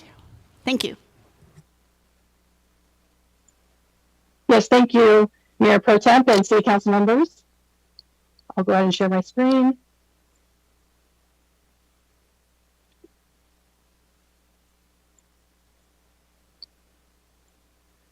Okay, today I will get to present two used proposal, two equipment, I'm sorry, there's some feedback. Today I get to present two used equipment proposals, and we brought forward this one, the chip seal broom acquisition, before to City Council, but since we have so many new council members, we wanted to readdress it again. So this one is an actual biennial budget item. So I included the biennial budget form. And initially it was going to be for an asphalt paver, but we've decided to change direction due to our greater need. We have been experiencing more resurfacing of the streets with chip seals versus overlays, and so we have an immediate need for a chip seal broom. In 2022, this year, we expect to have another 695,000 plus square feet of chip sealed streets. And so this purpose is to open up the conversation or to further the conversation that we began a few months ago about changing direction and trying to acquire one of these used brooms. This is what a used one looks like. The difference between the one that we already have, which is a vacuum, this one is a mechanical sweeper. So it's going to pick up the rocks where the vacuum does not. We're changing direction because we don't have enough staff at this time to operate a truck, a paver, a roller, and to have flaggers and rakes. So chip sealing is completed more often than the overlays. So we felt as a collective unit out here that the broom would be more economical and efficient at this time due to the increase of the chip seals.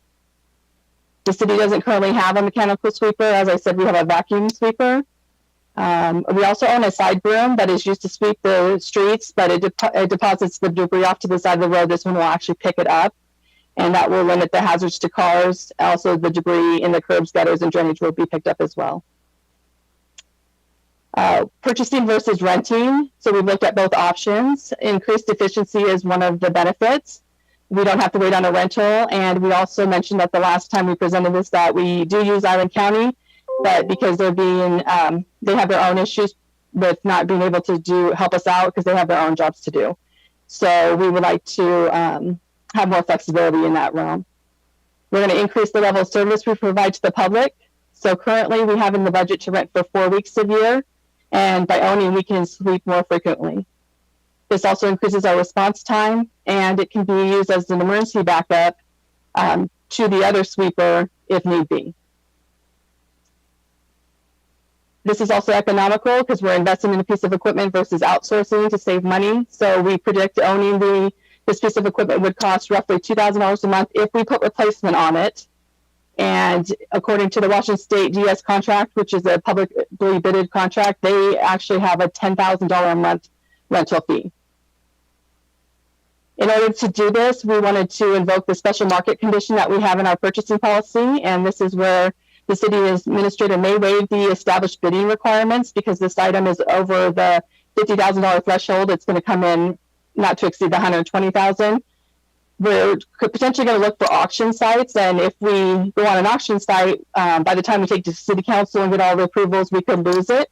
So if that happens, we would like to use this special market condition to be able to buy it, and then we will come back to city council, update city council, and request by resolution that we were able to waive the bidding requirements based on that we could have possibly lost it at a favorable price. So our next step is on March 1st, we'd like to bring forward an agenda bill to City Council for your consideration to not exceed $120,000 limit for the procurement.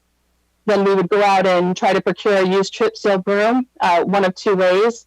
Like I said, it's over the $50,000 formal bid limit. So we have the possibility of doing a formal bid and not losing one, or we can look on auction sites and potentially need to jump fast. So either way, we would be coming back to council. And I split this into two presentations so you could open up to any questions before we proceed on to the second one. Questions? Mr. Evans? So the chip seal sweeper, is that something that is this a need or is this a want? Would it be nice, right or now can we we not currently operate? rent, which is a need. But what we're asking to do is be a little bit innovative and outside the box and look how we can save money in the long term because we know we're going to have rental costs no matter what. So this is just doing it in-house to try to save that money. And over the long run, we feel that this will be a need versus a want. So over the past couple of years, how much have we paid in rental fees for the chip seal sweeper? We averaged the $5,000 a year. And sometimes the county includes it into theirs as well when they were helping us out. But like last year, they could not help us out, so we ended up renting. So we rent a chip seal sweeper a year for $5,000, which means we also don't have the maintenance, the upkeep, or the depreciation. But we want to purchase one for $120,000. Okay, thank you. Not to exceed that. We're hoping to get it a lot less, but we're not to exceed that, yes. Okay, thank you. Mr. Hoffmeyer? I mean, cribbing off what Councilor Evans said here, and you know, also looking at the fact that it is, you know, something we use every year, you know, and we're looking to repave more roads, you know, so that amount could grow. And you know, when my street was done, I think it took 2 or 3 weeks for the county to get out there and sweep it. So it was a little bit of a pain. You know, for me to support it, I think that 120 would need to be a substantially smaller number. And you know, at that point, if we could do it, cool. But that's where I would be. Other questions? Council, can I? Go ahead. Council, thank you. Nick Monken, Interim Public Works Director. In addition to doing the chip sealing, that would be specific to that project. This piece of equipment is something that we currently do not have. We do have street sweepers, but they're vacuum type. The advantage of this is that we can use this and would use this throughout the year, particularly in the fall would be the greatest use of it because it has the ability to pick up rocks. So for example, and this does happen often, and we're out there, if you've ever had the misfortune of being on the road and a truck drops some of its rocks out there, our crew currently goes out there with brooms and stops the traffic and sweeps it up. This equipment would be able to do that mechanically and quicker and safer. The second thing is during storm events, particularly in the fall, we have heavy leaves. We get branches. Right now, the air sweepers do not pick up branches. And then in some cases where the leaves, particularly in the fresh falls, the leaves get stuck to the pavement, and the only broom they have on the vacuum ones we currently have is the little curved brooms, and so they have to go back and forth sweeping at. That's a pretty expensive piece of equipment to be using it in that way. This one here has a large power boom in the back, and you can go down and bore on it, and it would assist us in trying to prevent some of the localized flooding that we get on the street in the fall time. So it is a multi-purpose, not exclusively for this. Currently, like I said, we do a lot of handwork for that. Tara. Thank you, Mr. Monken. That kind of answered my question, which was going to play off Councilmember Evans's question. You know, if we are paying a premium to rent this equipment, then I imagine we're going to only use it when we absolutely need to, versus if we owned it, would we be doing more with it? So might be a little bit of an apples and oranges thing, but not quite. And so that did answer some of the question as far as the multi-purpose stuff goes. But do you think that owning it would cause us to use it more frequently, or would it be about the same as renting it? Sandra, would you like me to answer that? Go ahead, Nick. Okay, I would say we would use it more frequently. Again, because of its multi-use and the ability to pick up solids much more readily. The vacuum one, does pick up it will pick up leaves, it'll pick up sand. It's not good at picking up rocks. We do work, like for example, this week or last week, we had a water valve that we had to dig up and do an emergency repair on. The guys were out there sweeping it up. They brought the vacuum sweeper in, ran it through it, and then came back out there and swept it again with brooms to try to pick it up. If we had the mechanical one, we would bring that one out. We would also bring the vacuum out because that's part of our clean water requirement on our permit. But it would have basically saved the guys 2 hours. And we have multiple jobs where we're doing that throughout the year. Mr. Evans? You're good. Mr. Hoffmeyer? The last thing on that I would have is, Sandra mentioned that hopefully we could get one for a lot less. Is there a number that you think might get this done? I mean, as I sit here and think in my head, I could see going 70 maybe, but I would have a hard time going to the 120. Hearing out what options we have, I guess.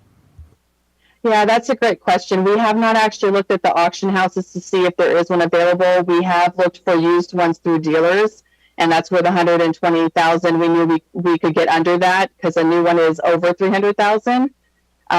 So we would definitely be looking at auction houses and making sure that we were doing our due diligence.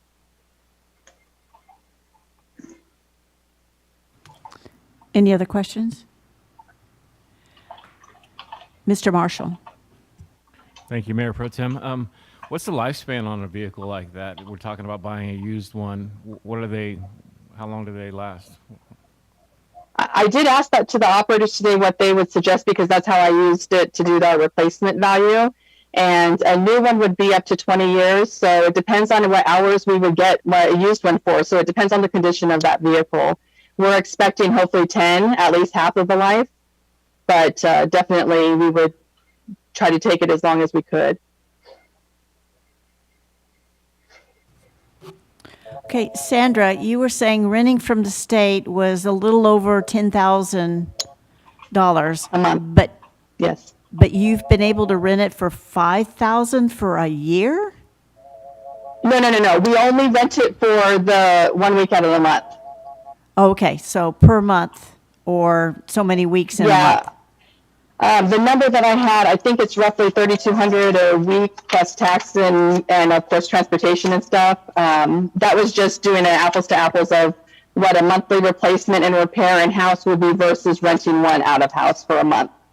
And like Nick said, we do anticipate using a little lot more than what if we would have just because we have that 5,000 budget that limits us. And where would the money come from in the budget?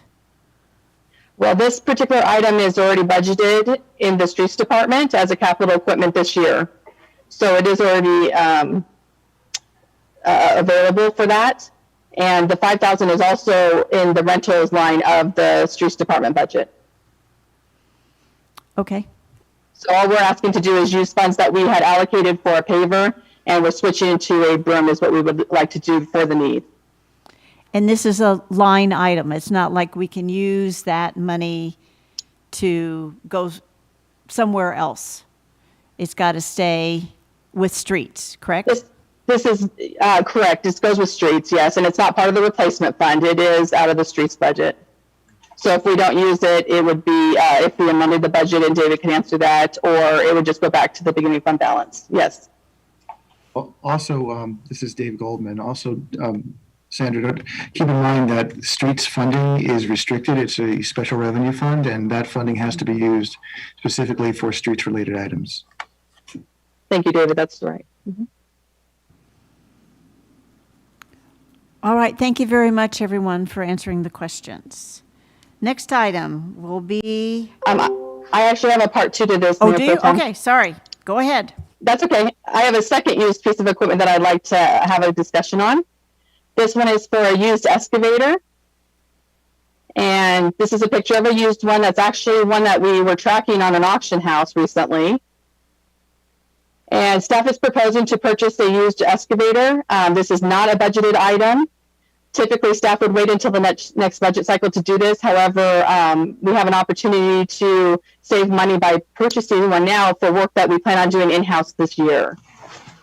Some justification is that there's a lower startup cost if you buy a used excavator.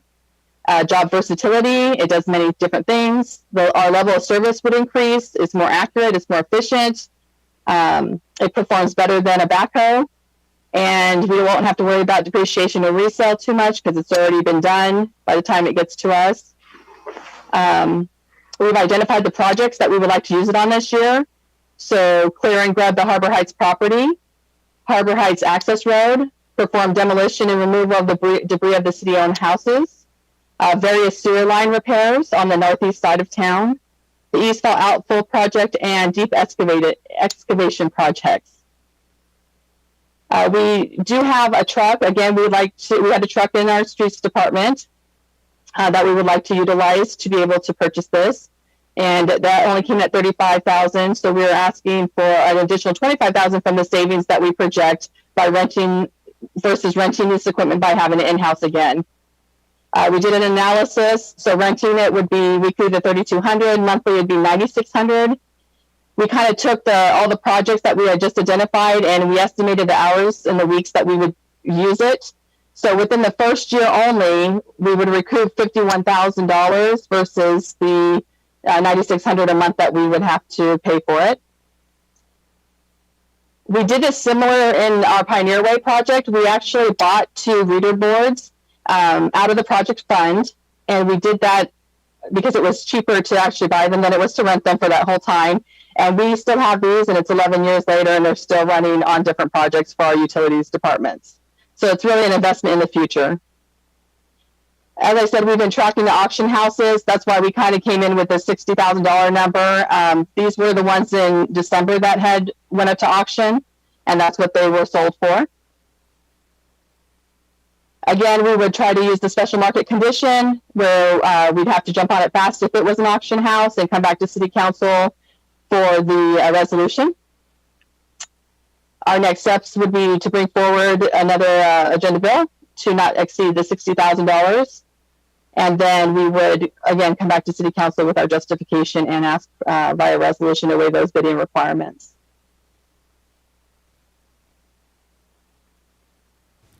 Any other questions for the good of the order? This side? Tara? Just very quickly, love the cost benefit or cost savings analysis. You're speaking my language when we can see it on the screen like that. So thank you for including that. Welcome. Mr. Wiesner? Thank you, Mayor Pro Tem. Sandra, explain to us a little bit about the excavator. Is this replacing an existing one? Is this we don't own one at all right now? We own a mini excavator. We do not own this large one, no. This would be an addition to the fleet, and we would use it. And honestly, we plan to just run it to the ground and use it as much as we can. We didn't even talk about replacing it, putting a replacement fund on it, I should say.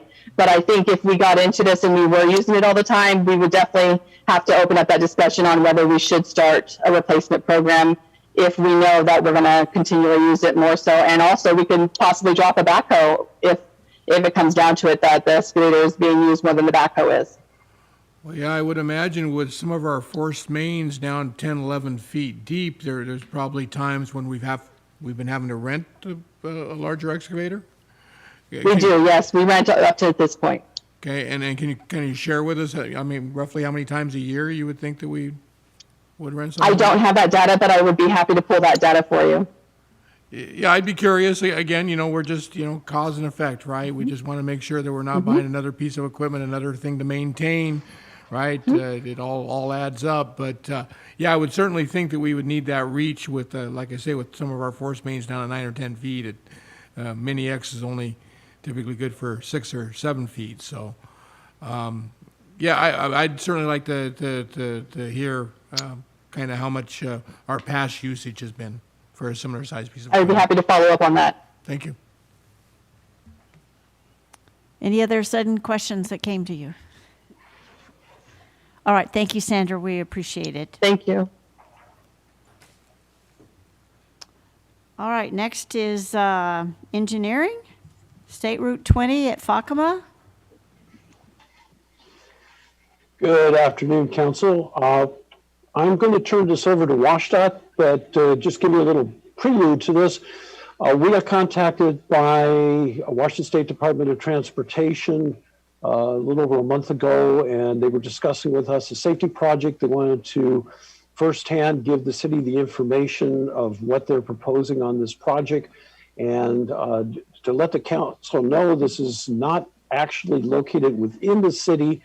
However, as a courtesy, they contact us because it is adjacent to us and it does affect development we have. As a matter of fact, U-Haul, this is going to be their main access. With that, I'm going to turn it over to you, Chris. Okay. Well, thank you, Mick, and Council and Mayor, we very much appreciate the opportunity to share with you. My name is Chris D'Amicio, and I'm the Assistant Regional Administrator for the Washington State Department of Transportation here in the Mount Baker area. I'm based out of Mount Vernon. And we just wanted to share with you some safety money came online for us, and we are starting to develop safety improvements at the corner of Fakima and SR20. And so as the first element, as we're starting off this effort, the first element is we want to talk to the community and we want to talk to you, make sure you're aware of our desires and also get input from you on how to make this the best safety improvement we can with the program we have available. So with that, I'm going to turn it over to Spencer Byer, and he's our project engineer for this effort. And Spencer, take it away. Thank you, Chris. Now we have a short PowerPoint that I was just going to go run through with you guys. If we could get that up and running, that would be fantastic. There we go. Thank you. So good afternoon. My name is Spencer Byer. I'm a project engineer for Washington State Department of Transportation. I am out of the Mount Vernon PE office.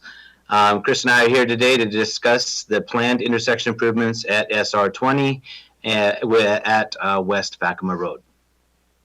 Next slide, please. Thank you. The intersection of West Fakima and SR20 was identified as a possible opportunity to improve vehicular safety as part of the strategic highway safety plan. And so just a little bit of background on what that is, the selection process of that. The strategic highway safety plan identifies locations statewide by screening for excessive crash frequency. The crash data used for this intersection was between 2014 and 2018. They also look at geometric criteria and traffic volumes. The physical components they look for are location. They prefer to have rural locations, not in the cities. Stop-controlled intersections such as this. Sufficient existing surfacing to fit a compact roundabout, approximately 90 foot in diameter is a compact roundabout. And average daily traffic would not exceed the capacity of a single lane roundabout, which is about 25,000 cars per day. The SR20 at West Fakima intersection is currently experiencing about 17,000 vehicles per day, and 3% of those are trucks. The funding for the proposed intersection improvement would come from the I-2 Safety Crash Prevention Program. The purpose of the roundabout is to improve vehicular mobility while reducing the frequency and severity of impacts at this location.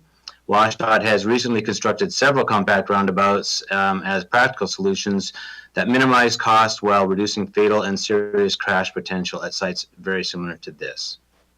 Next slide, please.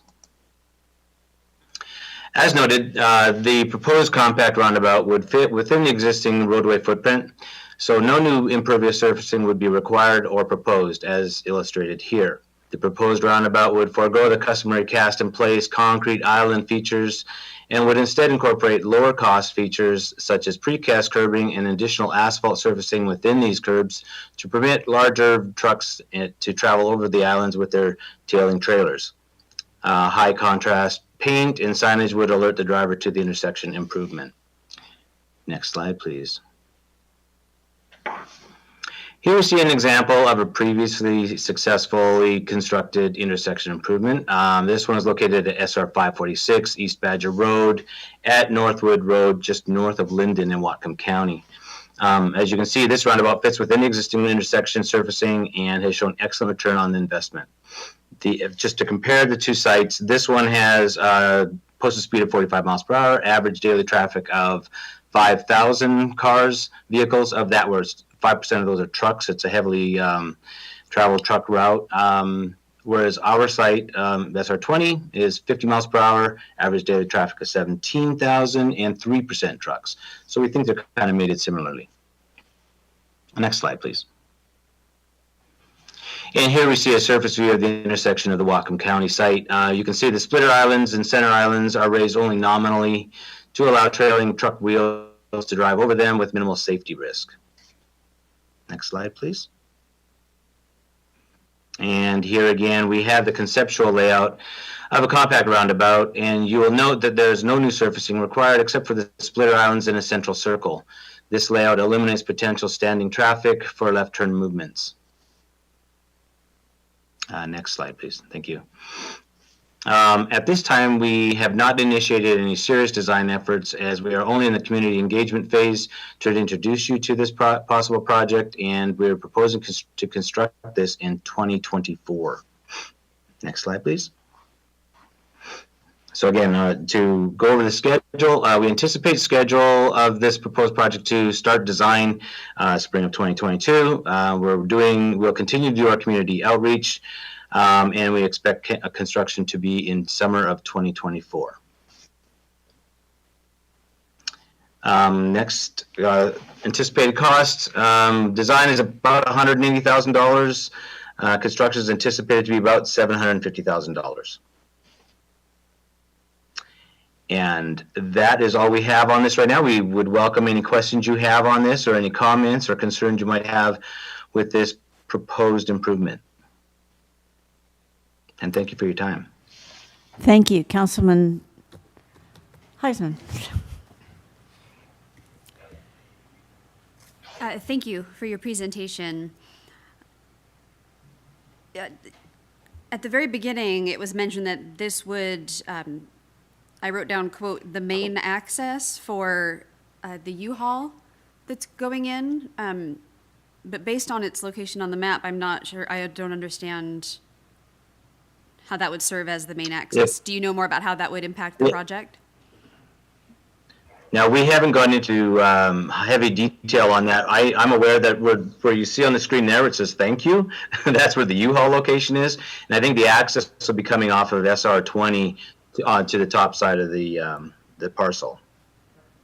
And so there currently is kind of a drop lane already there. And I think that would probably be used as the entrance. But I'm not sure, again, because we're very, very early. I can answer that question. The U-Haul, which is located just to the left of the thank you, they had a access that they used, the prior land use owner had used that. However, that was a very high accident location, and the U-Haul is now going to access off of that road that you're seeing, Fakima, and that's going to be where their vehicles are going to come down to this down that road and then turn right next to where the thank you is, and they'll be heading in that direction, which is south. And so this would then be an improvement for them to get in and out, because you're going to have trucks coming out from drivers who are not experienced in driving trucks and also hauling trailers. And this is going to be right now their only access to the U-Haul site. Thank you, Mr. Monken, for clarifying that. I think, to me, this sounds like a win-win. Anytime we can get a roundabout instead of a sketchy left-hand turn, especially onto a highway, and especially considering vehicles turning into the U-Haul, I much prefer that happen off Fakima than directly off Highway 20. So, you know, if WashDOT wants to give it to us, then I'll take it. So, thank you. Mr. Wiesner. Thank you, Mayor Pro Tem. I just have a question. Anytime we're doing a highway project, is there any required movement of city utilities? We have a water line running on the west side of the highway there. I'm assuming since there's no additional paving needed, that there's no utility relocation needed on our part? I know everything's preliminary, but, so that's a preliminary question. Correct. One of the advantages of this type of approach and the efficiency is that all the work is above ground. So no, we wouldn't expect to impact any utilities. Great, thank you. Mr. Hoffmeyer.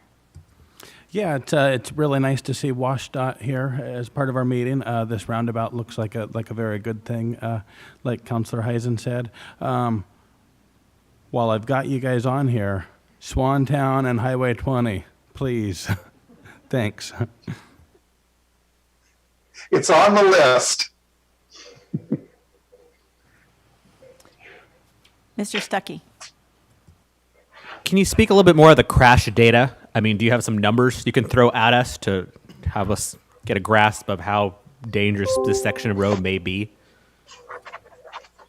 No, I don't have those numbers at hand right here. We can certainly supply those to the Public Works team and let them forward it to you. But no, I don't have it.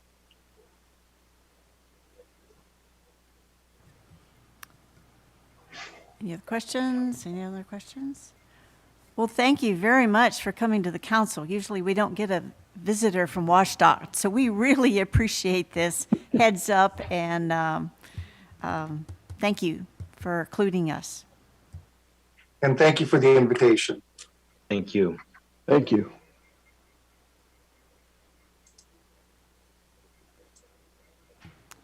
All right, under engineering, Northeast 7th Avenue and North Oak Harbor Street mini roundabout. Council, I am just a moment here. I'm going to get the share screen up.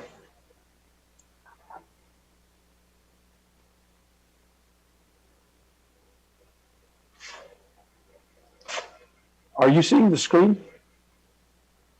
Yes, we are. Thank you. So this is the project. Matter of fact, we were talking about it just a little bit ago on the Northeast 7th Avenue, North Oak Harbor.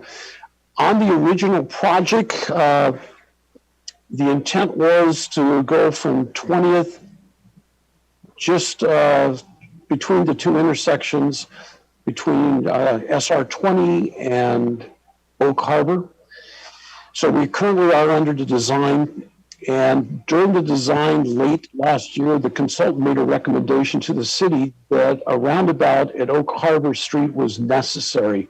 And that was for the purpose they identified was safety and poor operations of that intersection.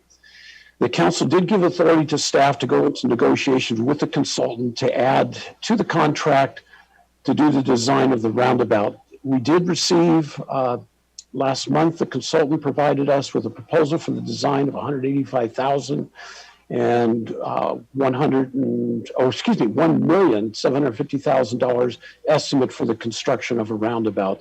And this would be a full-size roundabout, 80 foot in diameter. So total cost just a little over $1.9 million. And staff has been exploring this. I have a history, and I've done multiple designs on mini roundabouts, and the city engineer, Alex, had asked if we could look at this together to see if an alternative would be feasible. And that's what this presentation is about today. So this is the concept layout. If you look at this one, as just, it couldn't have been better timing than to follow WashDOT's. It fits within the existing right-of-way. And it does have a diameter that I got to say I have been an extensive study on with the FHWA, which is, if you're not familiar with, that's Federal Highway Administration.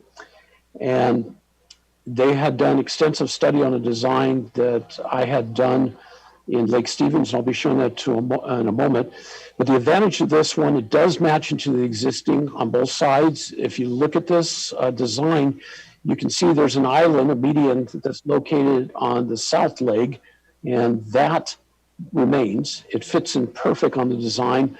Most of the channelization that's existing out there right now fits in perfect. And the only thing that would really be required outside of doing the striping that you see in a magenta would be that the crosswalk that's located on the east leg would have to be relocated. It would be relocated to that back area where you see the break on the area that's located on Northeast 7th. And how this would function, as would the full-size one that was proposed by the consultant, this would be a share, which is a shared use. The bicycles actually take the lane when they want to go through this intersection. For a pedestrian, it actually improves safety. If you're not aware of this, intersection crosswalks, especially in stop signs, are one of the highest fatality injury crosswalks that you can have. And the reason why is people expect cars to stop, but what they do is they roll up there, they turn to the left, they look to the right, they look back to the left, and then they go. And that's where pedestrians usually have conflicts with vehicles. This type of intersection would improve that. So it is feasible. This is a traffic model that was put together by FHWA, Federal Highway Administration. And we modeled it as a 50 and as a 75. The ICD is what's called inscribed circle diameter. And we have a 62-foot in there. So what's this telling you is that we have, if you look on the right, we show circling two numbers. The one in red is how our intersection would perform, because if you look at the 75, and again, ours is 62, so it falls in between the two, it shows that we're operating at a vehicle versus capacity of 42%, and that's good. That's really good. The idea is you don't want to exceed 0.85. That means you're operating at a service A, level service A. When you hit 1, you're at the capacity. One of the things I do want to share with the council is on many roundabouts, because of their operation, and again, this is a very similar design to what WashDOT just showed you, except smaller.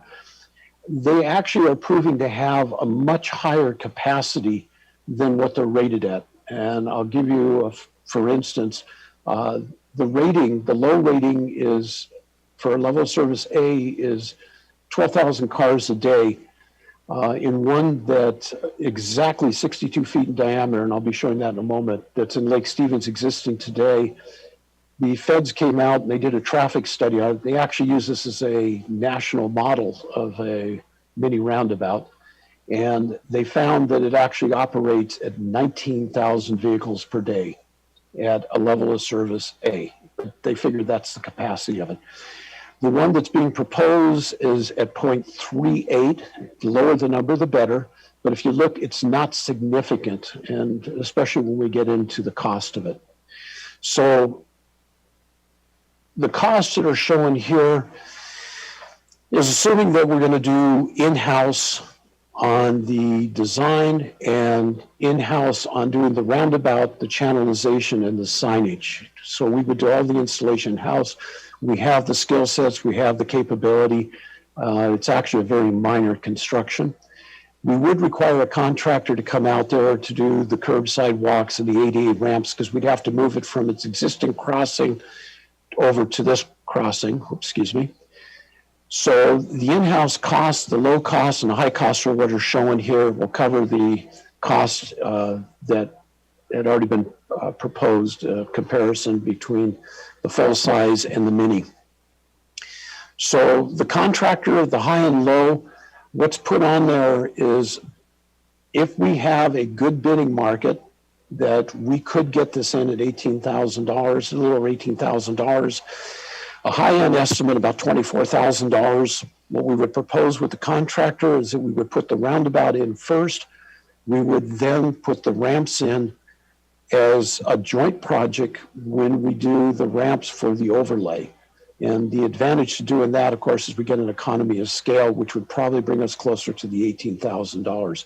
So we're looking at a total cost to do this mini roundabout proposed. This would be full function, day opening, is estimated to be $25,270 or $32,600 at a high.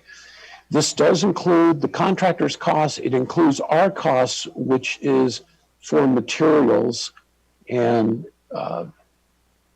possibly some equipment, gear, which would include like a grinder to grind off the old crosswalk. The project I spoke of in Lake Stevens, this is the first mini roundabout, I believe, in the state. It's 62 foot. It's the exact same size, so we have a model that is almost identical. When you look at this model and you look at the one we have, it's a pretty similar example, other than the one leg on the north side, the upper side, is not straight. It comes in at a curve. That's really the only difference. This intersection right now operates level of service A. It's has 1,300 cars an hour. Our actual number is 850, but I put 900 to take a conservative. It has a lower level of trucks. It does have school buses. It did initially have transit on it. Transit no longer serves this route. And the big advantage of this one here was immediately, this was a high accident intersection, high injury accident. The fire department had 58 response for injury accidents. The year prior we put this in, they had 0 responses in 3 years for injury accidents. They still had some accidents, driver's error, but because of the design, the speed, there was no injury accidents. I kind of took advantage of WashDOT putting up that presentation. So I just clipped this out and added it in. The reason I added this in, this is actually, other than it's larger, is a very similar design to, or layout, to what we currently have proposed for the Northeast 7th intersection. And the reason I wanted to point this out is if you pick up on the drawing, if you look on the left side of the roundabout, you'll see it's almost, not quite a straight, but the vehicles don't have as far to travel. Yet when you look at the right side, this is going north and south, up and down, you'll see that the vehicles actually traverse and travel a further distance. Operational on the roundabout, this is not a problem. It actually helps slow cars down because of the people that are trying to enter from the leg on the right. They need a little extra distance. So if you're going to have an offset where you have a further distance, you want to have it where the intersection is. This is to show you, now these are much higher than what we're proposing to be used. This is a transit bus going over one. This is a tandem truck, and this is how they would traverse it, because this is actually smaller than what we're proposing. This is a 60-foot diameter, and it's a 4-way intersection. Oh, last thing I want to point out, when they traverse the island, these islands are designed to be mountable. If you take them with a regular vehicle, you have to take them at about 5 miles an hour. Cars can take them a little faster, but generally speaking, if you have a sedan, you're not going to want to go over these very fast. This alternative raised island, the reason I am showing this is for 2 reasons. One, this is an implementation we can do very quickly and get this in. We can put this in and still put a median island, a center island in later, but in this layout, I have worked with several transits, and I have actually worked with the manager of the island transit at Community Transit on roundabouts. And the advantage of this one here, transit has no issue because sometimes they have concerns. They don't want to run over curbs, they don't want to run over islands, and they often don't want to run over any type of item other than these type of bumps. They find them acceptable. So this is an option that would be lower cost. We would still do it in-house. And it provides the alternative that once we work with the other groups, and I'll mention that in a moment in a schedule, the school bus and community transit are going to be the ones that are, island transit are going to be the ones that we're going to need to do the coordination with to make sure we have an acceptable alternative. Again, I'm confident this would be one that they would say no issue, and probably something they would easily agree to. So FHWA, they listed benefits. They have done a national study and on many roundabouts, and I just want to share that with you, that the things that they found, and this is common amongst all the many roundabouts. There are other benefits, but they said that this is what you can expect on it. We talked a little bit about the pedestrian and the bicyclists. The thing on it that the safety that you get on that is on a roundabout is because the pedestrian sidewalk is set back over 20 feet away from the intersection. A driver is going around it, they're going to be facing it. So they're not going to be turning into a pedestrian. They're always going to be facing a pedestrian. That's why they're safer. The encouraging more school-aged children to walk to school. At busy intersection stop signs, again, people, what they'll do is they have a tendency to do rolling on stop signs. And this particular case here, where you've got the crosswalk set back, the children have a better chance to get visibility. And in the design that we're proposing, there's a refuge island for the children that they can stand in. So if they cross only one lane, they can stand in the middle, see that it's clear, the cars will stop and they can cross. It does have, and I've never seen a roundabout that does anything different to this, but it does reduce speeding, and running stop signs is kind of a silly one they put in there because there is no stop sign, just yield. The reduction of noise is because you don't get the start and the stop. If you have people in a lot now, or trucks in particular, if you haven't noticed, they're putting in these what they call coal burners. That's where you hear a truck and it's at their traffic signal or a stop sign, they hit the gas and they just thunder. When you keep rolling, they don't thunder unless you stop. And then you don't hear the braking noise on that. Preserving the value of the neighborhood is because they're quiet and you don't get cars backing up during the peak hours. So vehicles just keep rolling. They do roll slow, but they keep rolling. The capacity of the intersection where it increases it, you don't have as many conflicts, and you can also have, when you have a stop sign, if you have a turning vehicle, you only have one vehicle in the intersection at the time. With a roundabout, you can have as many as 3 vehicles in the intersection at the same time. That's really how they increase the capacity. And then they improve the safety overall. And that's for vehicles, pedestrians, and bicyclists. Put together a schedule. This isn't the complete schedule, but what I wanted to show on this one here, it's up to date. And if the council gives us a concurrence with this effort, we are going to start the outreach tomorrow. We've already contacted Island Transit and got the people we need to talk to. We've got a contact in the school district, fire and police. We have a contact. We'll start the local resident outreach, and then the general outreach is where we would do advertising. We would put information in the paper and possibly signs out at the site to let people know. Check on our website to get information on this. I have found in many roundabouts and the agencies I've put them in, the comments I have gotten have been fewer and fewer from the public, other than they usually want to get them in as quickly as possible. The school district has been very good to work with, other places I work with, and I have put them in other cities when I was in the consultant industry. Construction, we put it in as 4 weeks. The 4 weeks is very, I think, conservative.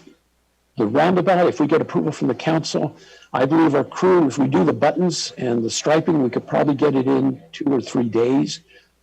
Give a week to be conservative, because we are going to have to grind. We don't know how much it's going to take to grind off the plastic out there. The contractor who's putting in the ADA ramps, the wheelchair ramps, that should not have any interference with, or minimal interference with the traffic, because we've got it wide enough to have 3 lanes. They can block off a lane and then cone around it. So the installation, we're showing that this could actually start, because we have the design, we'll do the layout. We'd actually do the layout sooner or later so it can actually be seen faintly out there.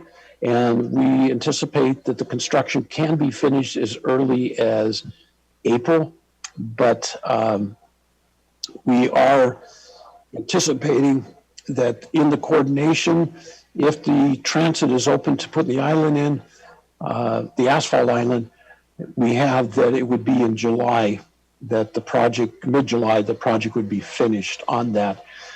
The beauty of doing this work here is that each step of the way, the intersection is open to traffic. When you're doing a full size, you're going to have to tear out part of the intersection. You're going to have to buy right away.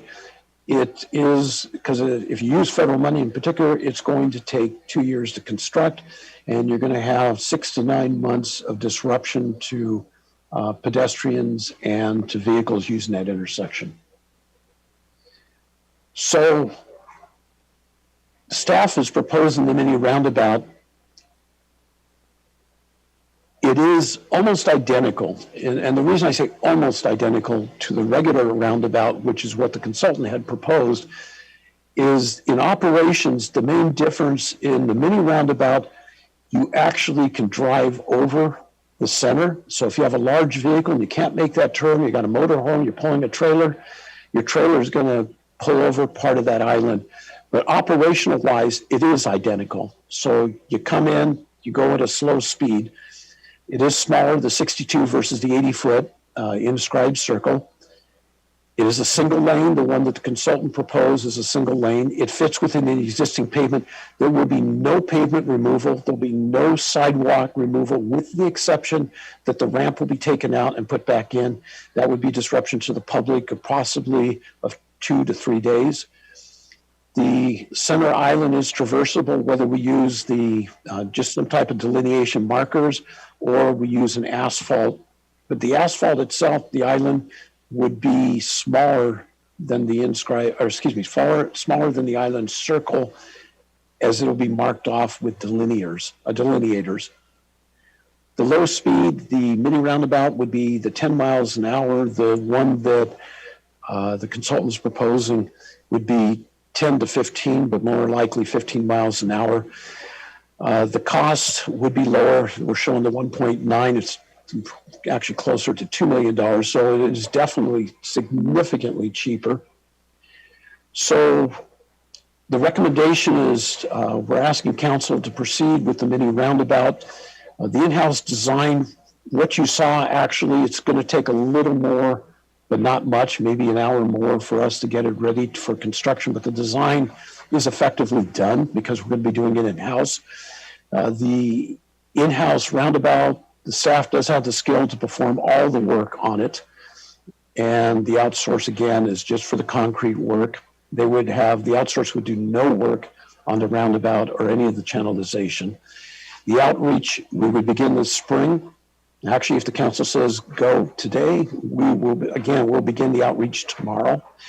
And the roundabout would be installed quickly. It would be in place this year. And if the council concurs, we are ready to go. And I'll leave that with any questions. Let's start on this side first. Yeah, Mick, thank you. It's so encouraging to see these real world numbers here, to see that for $25,000, we could have the almost identical usability that we would have had for $1.9 million. I hope that the candidates for your job in the future are watching this and taking notes. This is the type of mentality that could have really prevented the suffering to the ratepayers with things like the wastewater treatment plant. Kudos to you for being able to recognize that you have an incredibly skilled staff and that this can be done in-house. I wish past directors had felt that way. In the past, we've been told that something as simple as a crosswalk couldn't be done, and instead a barricade just had to be plopped down. And I know that that's something you're working on. You're working on getting that crosswalk taken care of as well, which is pretty amazing. I live on this side of town here, where this mini roundabout is being proposed, and I guess we do things a little differently over there. There are hundreds of kids. Honestly, I mean, without using any hyperbole, there are probably thousands of kids that go through this intersection daily. I go through this intersection 3, 4, 5 times a day. I would say at least a couple times a month, I'm piling on the brakes, 10 miles an hour, piling on the brakes in the crosswalk to avoid running over a kid. It's almost dark. There's not hardly any light there. There's no sidewalk. So I guess it's not surprising that they're in the road because there's no sidewalks there even. Northeast 7th, very important. But this is a big deal here. Being able to do something in-house for $25,000 versus 1.9 million when that 1.9 million doesn't increase our usability at all. The only other thing on there, the mildly raised island, I personally liked a little better than the buttons, just because I know how people can pile through the button ones. But anywho, that's my 2 cents. Thank you, Mick. Thank you. Anyone else on this side for now? Mr. Stuckey. Yeah, I too appreciate the cost of this. I guess my question is, I understand the things that roundabouts do. I'm just a little curious of why is it needed here? I mean, do we have? I mean, I understand. We don't. One kid being hit is like one kid too many. Have we had accidents at this location? Do you have any data on that? We do have accidents on it. I don't have the numbers on it. Let me bring up the intersection. I'll show you the movement in particular. And matter of fact, since I've been here, I have probably received more than a dozen complaints. I have not counted these other than I have told the citizens that called up that we are looking into it. I probably have had at least that many staff members tell me the same thing. And I got to tell you, I have actually driven it and felt the same. And living up in this area, I think you would probably see this often. A problem people have is when they get here is when you make this left turn, there's a sight distance problem. This is located on public or private property. So when a person makes this move, this is a very unsafe move.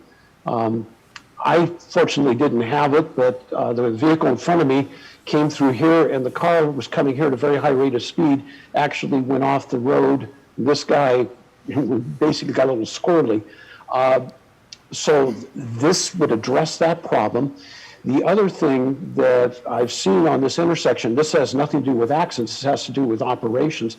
There's no stop control for the north and south.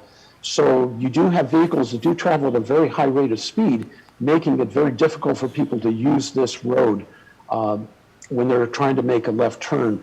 I have noticed too that when people do a right turn, they'll creep. And these vehicles too will be coming very fast, and so people become very hesitant, and it causes a backup here. So definitely the operations is there. We do have a traffic count. The volume's not that high to be having that type of traffic problem there, but I think it's because of the people. This is a route they use as a destination to get up to a place of employment. That when people become very comfortable with that, it's very common in traffic that what happens is they kind of get in the habit that when they're going to work or coming home, they want to get there quick or they want to go quick because they're late. You'll see this happens at schools often. People are late in bringing their kids. So what happens is you might have a posted speed of 30, 35 miles an hour, but people will do 45. And so this is to address that as well. And that's why, matter of fact, that's where the consultant came up with the roundabout. It was operational and safety. Yeah, can I add, Mick, you just mentioned it at the end there for your benefit. I think some of the other council members realized when we talked about this, it came out of the traffic study that was part of the design efforts, and the options was, and I think the calculation was in 10 years, a roundabout was needed. And so council's consensus, like you talked about in the presentation, was to consider a roundabout. And if you know Mick, you got to learn what a RAB is. When he first said it to me, roundabout. So I appreciate his efforts there. So yeah. So, and this is a much cheaper option. I think there was some it wasn't consensus. I think there was some council members that had some reservations with bringing it back. And then going along with this, if we do this in-house and get the consensus moving forward, I believe you can verify with me, but I don't think the contract needs to be amended. In talking to Alex, with the design contract that's taking place, but if we were to add the roundabout, and I think he gave a dollar number of what we would have to add at the beginning of his presentation, and we were expecting to come back and amend that and see if council wanted to amend that design agreement and add the study for the roundabout, and a lot cheaper than that, we can do it in-house. So it's really a win-win. We can do it now rather than later with the expertise of Mick and teaching our staff to do this. And so this is institutional knowledge that will outlast him. So really appreciate him bringing his expertise on roundabouts. And one other question. So level of service, I like the letter grading system. It's easy for me to understand. Right now, what is it on this road? On this road, it is level of service E during peak hours. Okay, thank you. Mr. Marshall? Thank you, Mayor Pro Tem, and thank you, Mr. Malkin, for your presentation. I certainly support the idea of the mini roundabout versus the full size.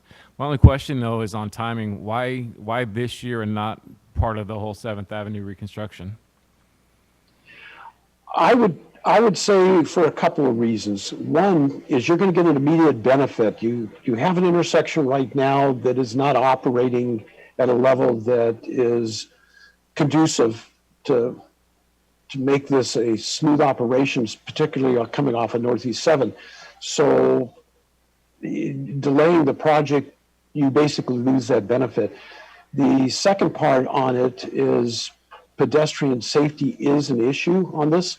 And there's a couple of things. As a matter of fact, there's only a crosswalk on the south and east leg. With this new roundabout, it's possible that we could actually add another crosswalk on the north leg, because you will have a refuge in there. If you look up there where you see the arrow, it would be roughly just south down of that area.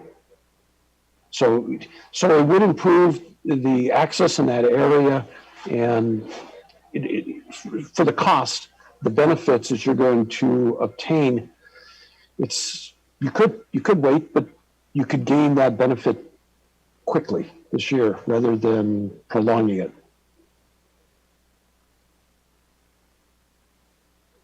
Any other questions on this side? All right. Ms. Heisen? Thank you. For the newer council members, I'll look back at our previous meetings and find the link to the meeting and send it to you when we had our whole 7th Avenue redesign discussion that prompted the roundabout discussion. It was, the 10 years number is right. It was determined to be necessary for safety in general.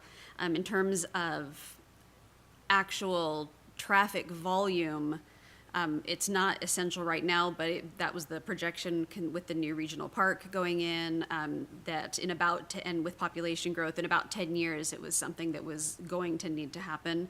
And since we were discussing the redesign of 7th, it just made sense to lump it all into one project, which brings me to my question of how will this be integrated with the actual redesign and sidewalks and redoing the lanes for 7th if we do the roundabout now? What's our timeline for the rest of the project? You're smiling. I got to say, I appreciate your question. This roundabout will fit in 100% with the design that we currently have. If you look at the channelization as it approaches, now with the large roundabout, they would actually be tearing up this intersection up.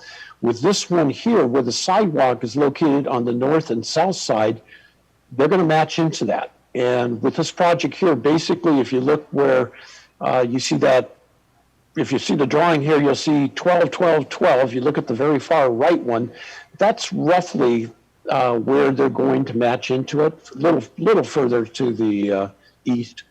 So this roundabout can stay intact.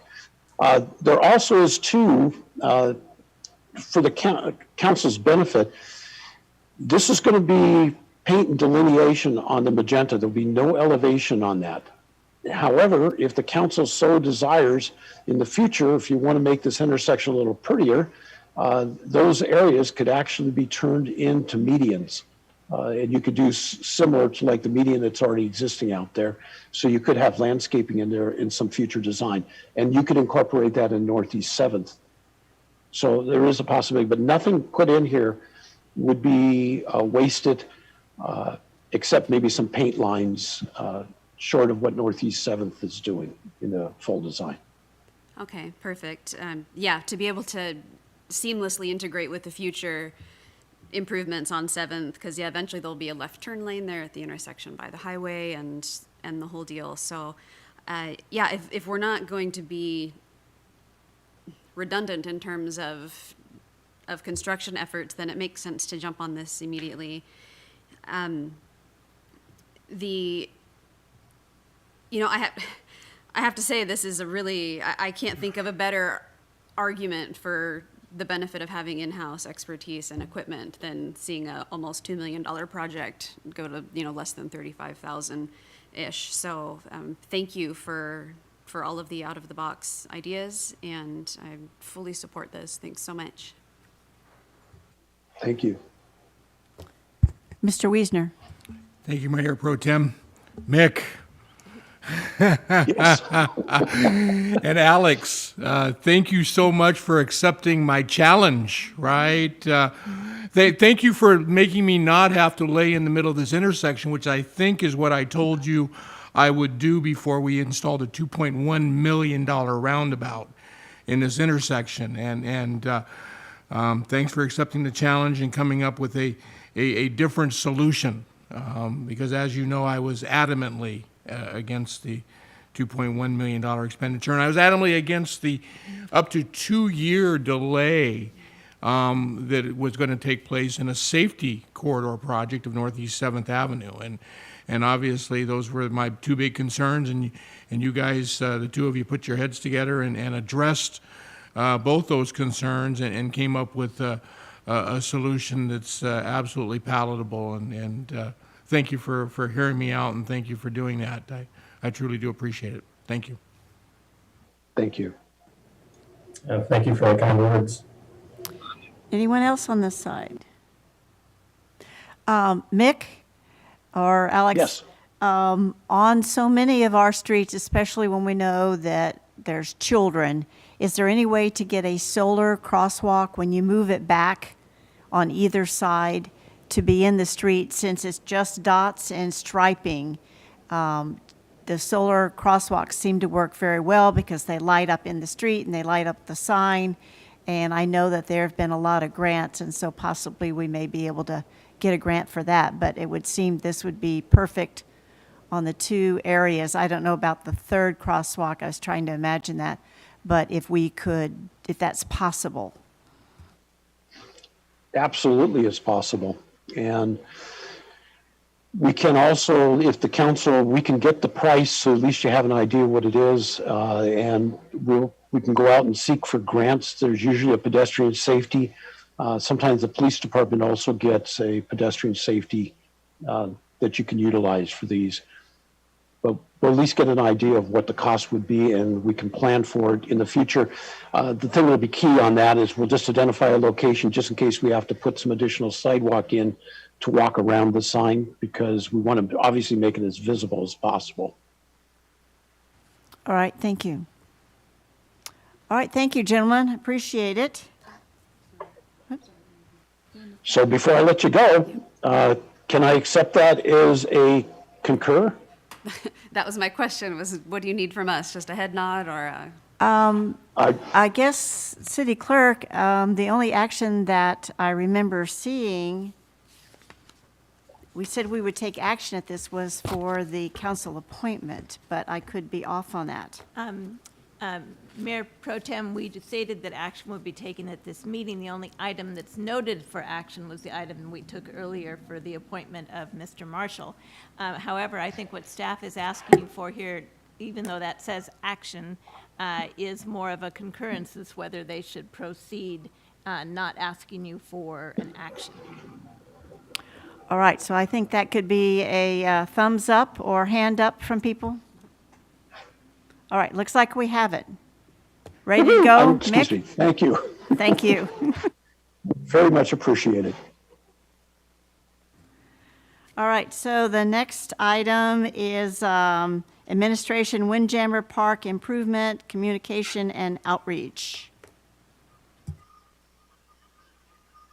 Okay, I'm just going to wait for the slides to come up.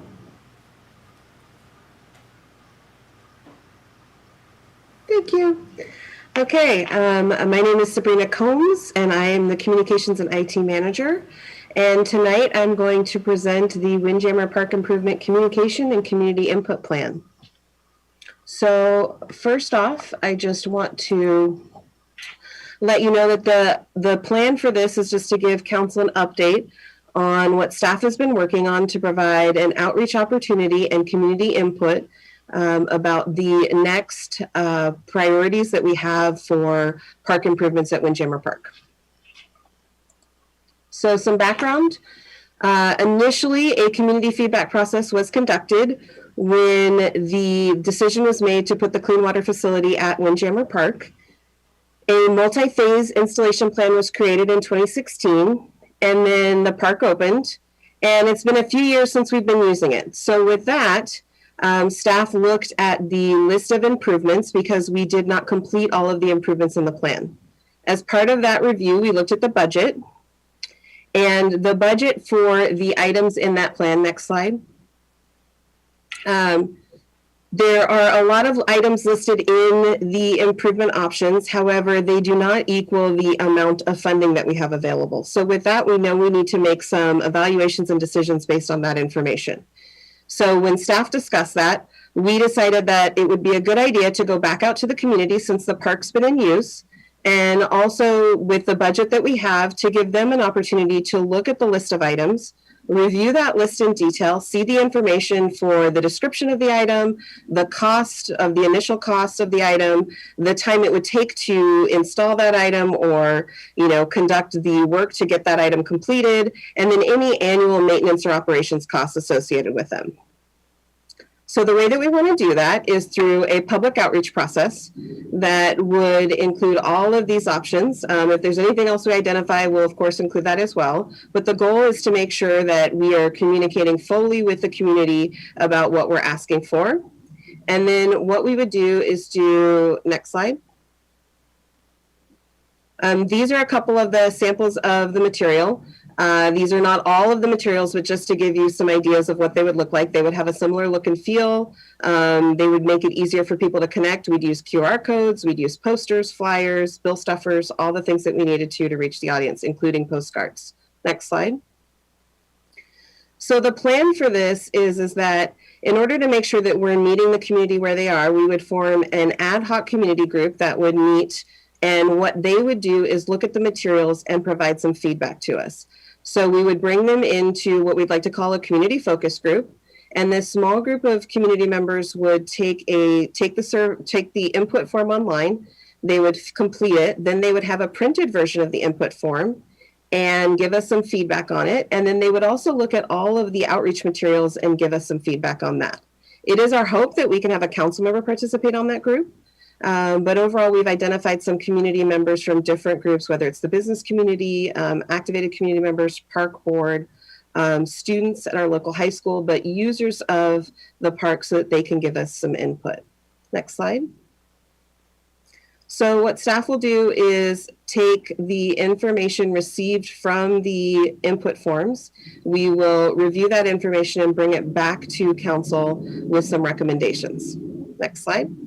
So the timeline for this process is March through April, we're going to do the community input process. Then in May, of course, we're looking through those responses. In June, develop an implementation plan. And then in July, we will present that information to council. So with that, I just want to know if you have any questions.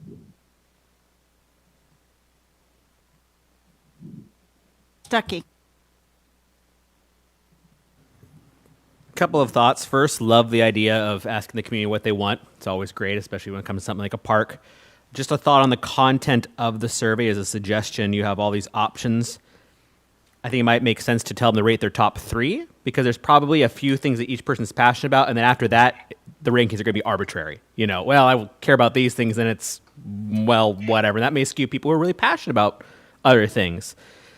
Secondly, and I don't want to beat the horse here, but we remember the last survey that was sent out, and there was a lot of reasons that were given why, I'm not saying they're valid, why we were to disregard that survey, and we decided to proceed with something that was opposite of what the survey said. Regardless of other reasons, that survey said one thing, and the decision was to do something else.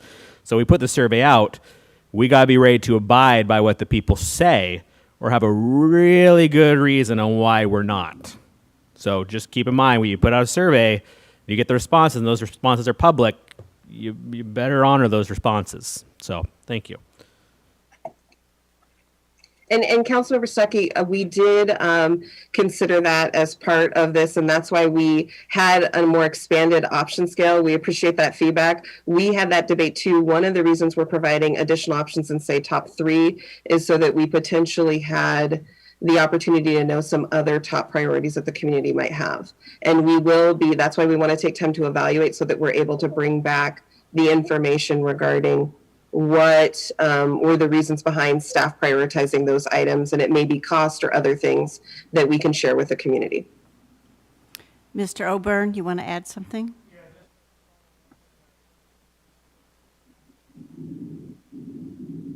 One thing we learned is, Blaine Oborn, Oak Harbor City Administrator, one of the things we learned when we did this analysis here is we looked at the original plan and then looked at what was done in phase 1. It wasn't like it was half built, it was differently built. And so what we have to do is figure out how to layer on stuff. And almost we can utilize some of that information in the original plan, but the kitchens are in different locations and it varied from it. It's not like they just turned around and built certain issues and didn't do it. So it's really a redesign issue, and we want to get input. And one of the issues was the canoe. We used to be on the canoe kayaking trail issue here and have the camping. And with the city's ordinance and with the way it was constructed in phase 1, we basically eliminated that and made it very difficult. So that's one small issue that council has to evaluate whether they want to bring it back in. And then there's a lot of other components in here, so we kind of have to redesign it. So this is a great way to kind of go back out again, see where people know and physically can look at where you are now. That's the advantage of having this phase 1. We could go out there and we know it really well, and then we can look at, okay, what's remaining in it with an amphitheater and some of the other things. And so I think we're going to rethink what we're going to do, and we're going to come up with a different plan in different phases than what was originally conceptual-wise, and that's part of the difficulty, and that's why we really need this. And so instead of calling this a phase 2, it's one of the issues we looked at it. We may want to do this in different phases, so we kind of renamed it improvements, and we're more open on that. And we've already done some small steps with that, with the bridge, with the rotary bridge, and then we have some redoing grant money to redo the area there in the lagoon area. So it's really a fresh look at it, what we have now and what we want to see in the future. And so it's really important to get that outreach and new input. Mr. Hoffmeier? Yeah, Sabrina, you had mentioned, wanting a council member to be part of this outreach part as well. I would be more than eager to be that counselor. Ultimately, I guess that would be to the mayor's discretion, and Councilor Wiesner and Heisen may be in line in front of me. But I did want to put it out there that I am more than eager to do so. Well, thank you. And I'm happy to have council members be eager about that.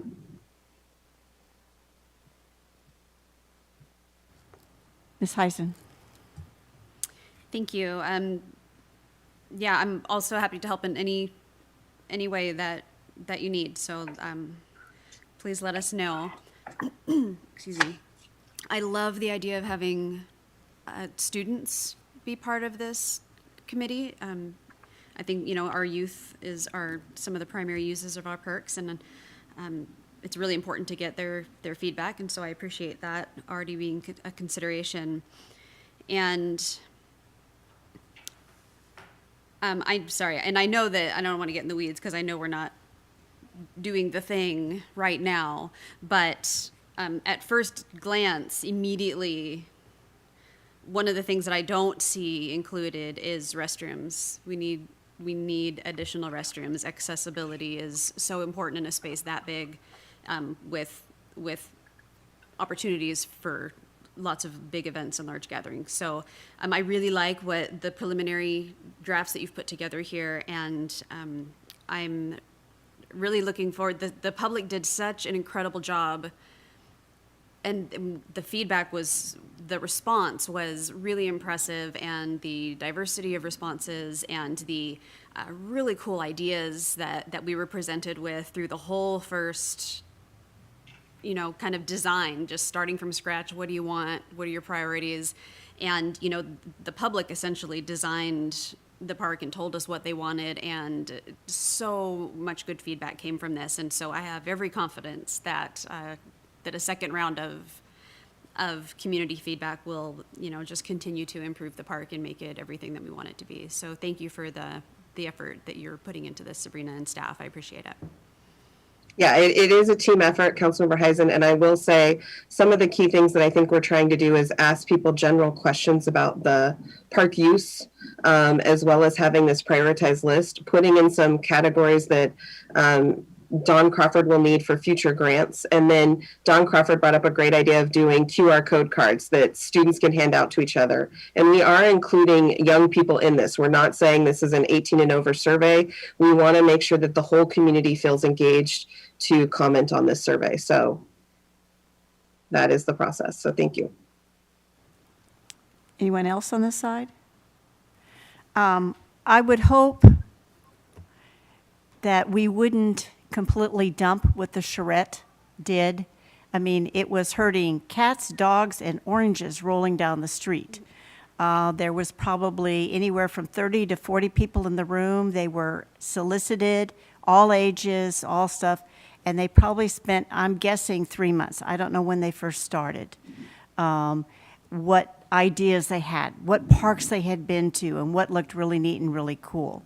And I still think that there's probably some ideas, but I wouldn't want to completely throw away everything that they had, but they gave us something to work on. I very much would like to be part of it, and also to look at some of the questions.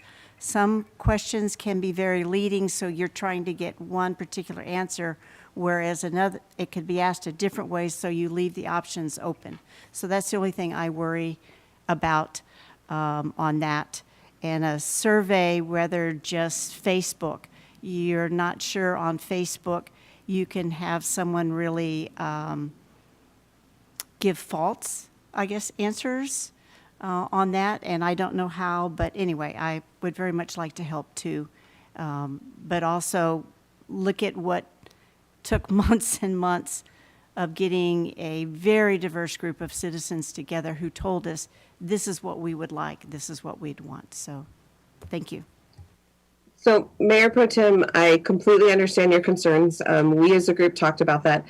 Facebook will be used as a tool to tell people about the survey. It will, or the input form, it will not be the input form. The input form is run through a tool called SurveyMonkey. I did include in the council packet an entire communication input plan. It includes the survey draft questions that we're asking, the prioritization list, and the plan we're using to get that information out with the communication channels, including the city website and some other tools. So for the open house, to your concern about the large group of people in the room, we're as Blaine talked about, we're working from the initial list of phases and using that as our jumping off point and asking the community to prioritize those. And then the open house will have information about what's been done and what we are asking you to prioritize. And then, of course, we will have a general comment section so people can also give other feedback. So I hope we've done the initial work to address that. And that's why we also wanted to have the community ad hoc focus groups so that they can come together at this meeting and give us some additional input based on the information that staff has already put together. Super. Any other comments about the subject? All right, Oak Harbor Financial Primer, Part A.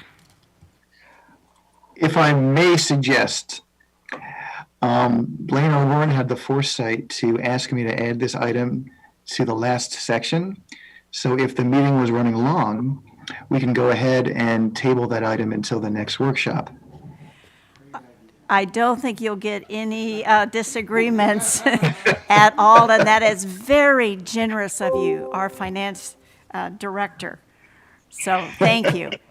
That would be great. We don't want you to forget it because we need that primer, Part 1A. But yes, thank you. All right, so the next one is City Administrator Report.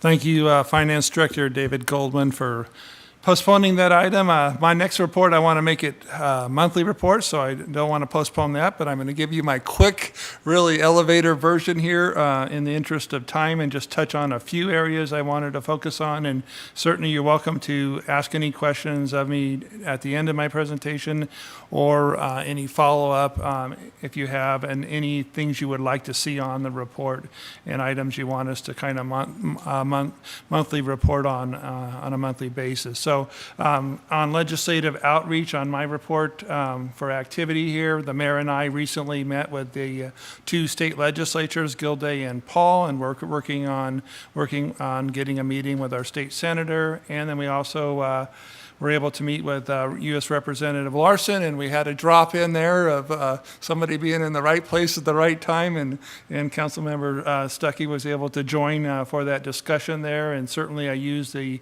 city's legislative priorities as our goal here. And on the state legislature, I take a lot of input from the AWC priorities and provided follow-up meetings, follow-up emails to Representative Gilday and Representative Paul, and I'm working on my follow-up email to Larson to kind of put in writing some of the stuff we discussed. Very positive there. On to the next item that we want to cover here. Moving ahead on the department director's interviews, and appreciate the help on the Public Works Director interviews with 3 council members. So we have scheduled March 4th.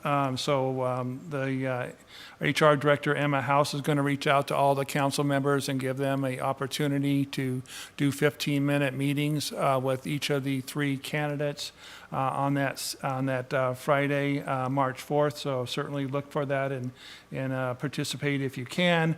And then at 2 o'clock today, at the beginning of this meeting, our RFQ submittal for the city attorney RFP closed.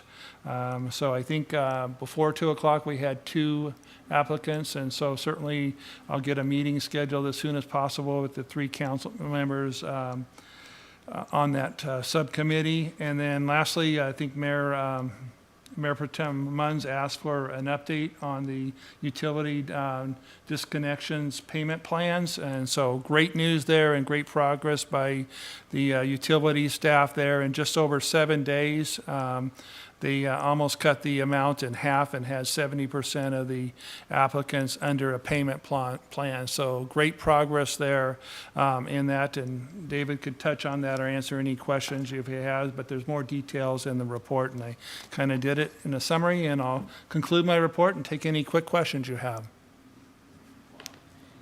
Any questions from this side on the report?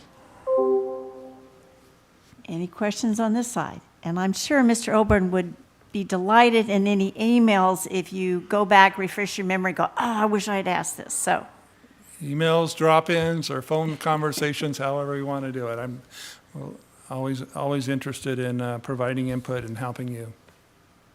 Thank you. I like the little bullet form better, so it's easier. Okay, if there's no, this is from Mr. Oborn. Okay, so next is City Council, anything you want to bring up? So does it concern that? All right, motion to adjourn? I move that we adjourn. Motion and a second to adjourn this workshop. All in favor, aye? Opposed? Okay.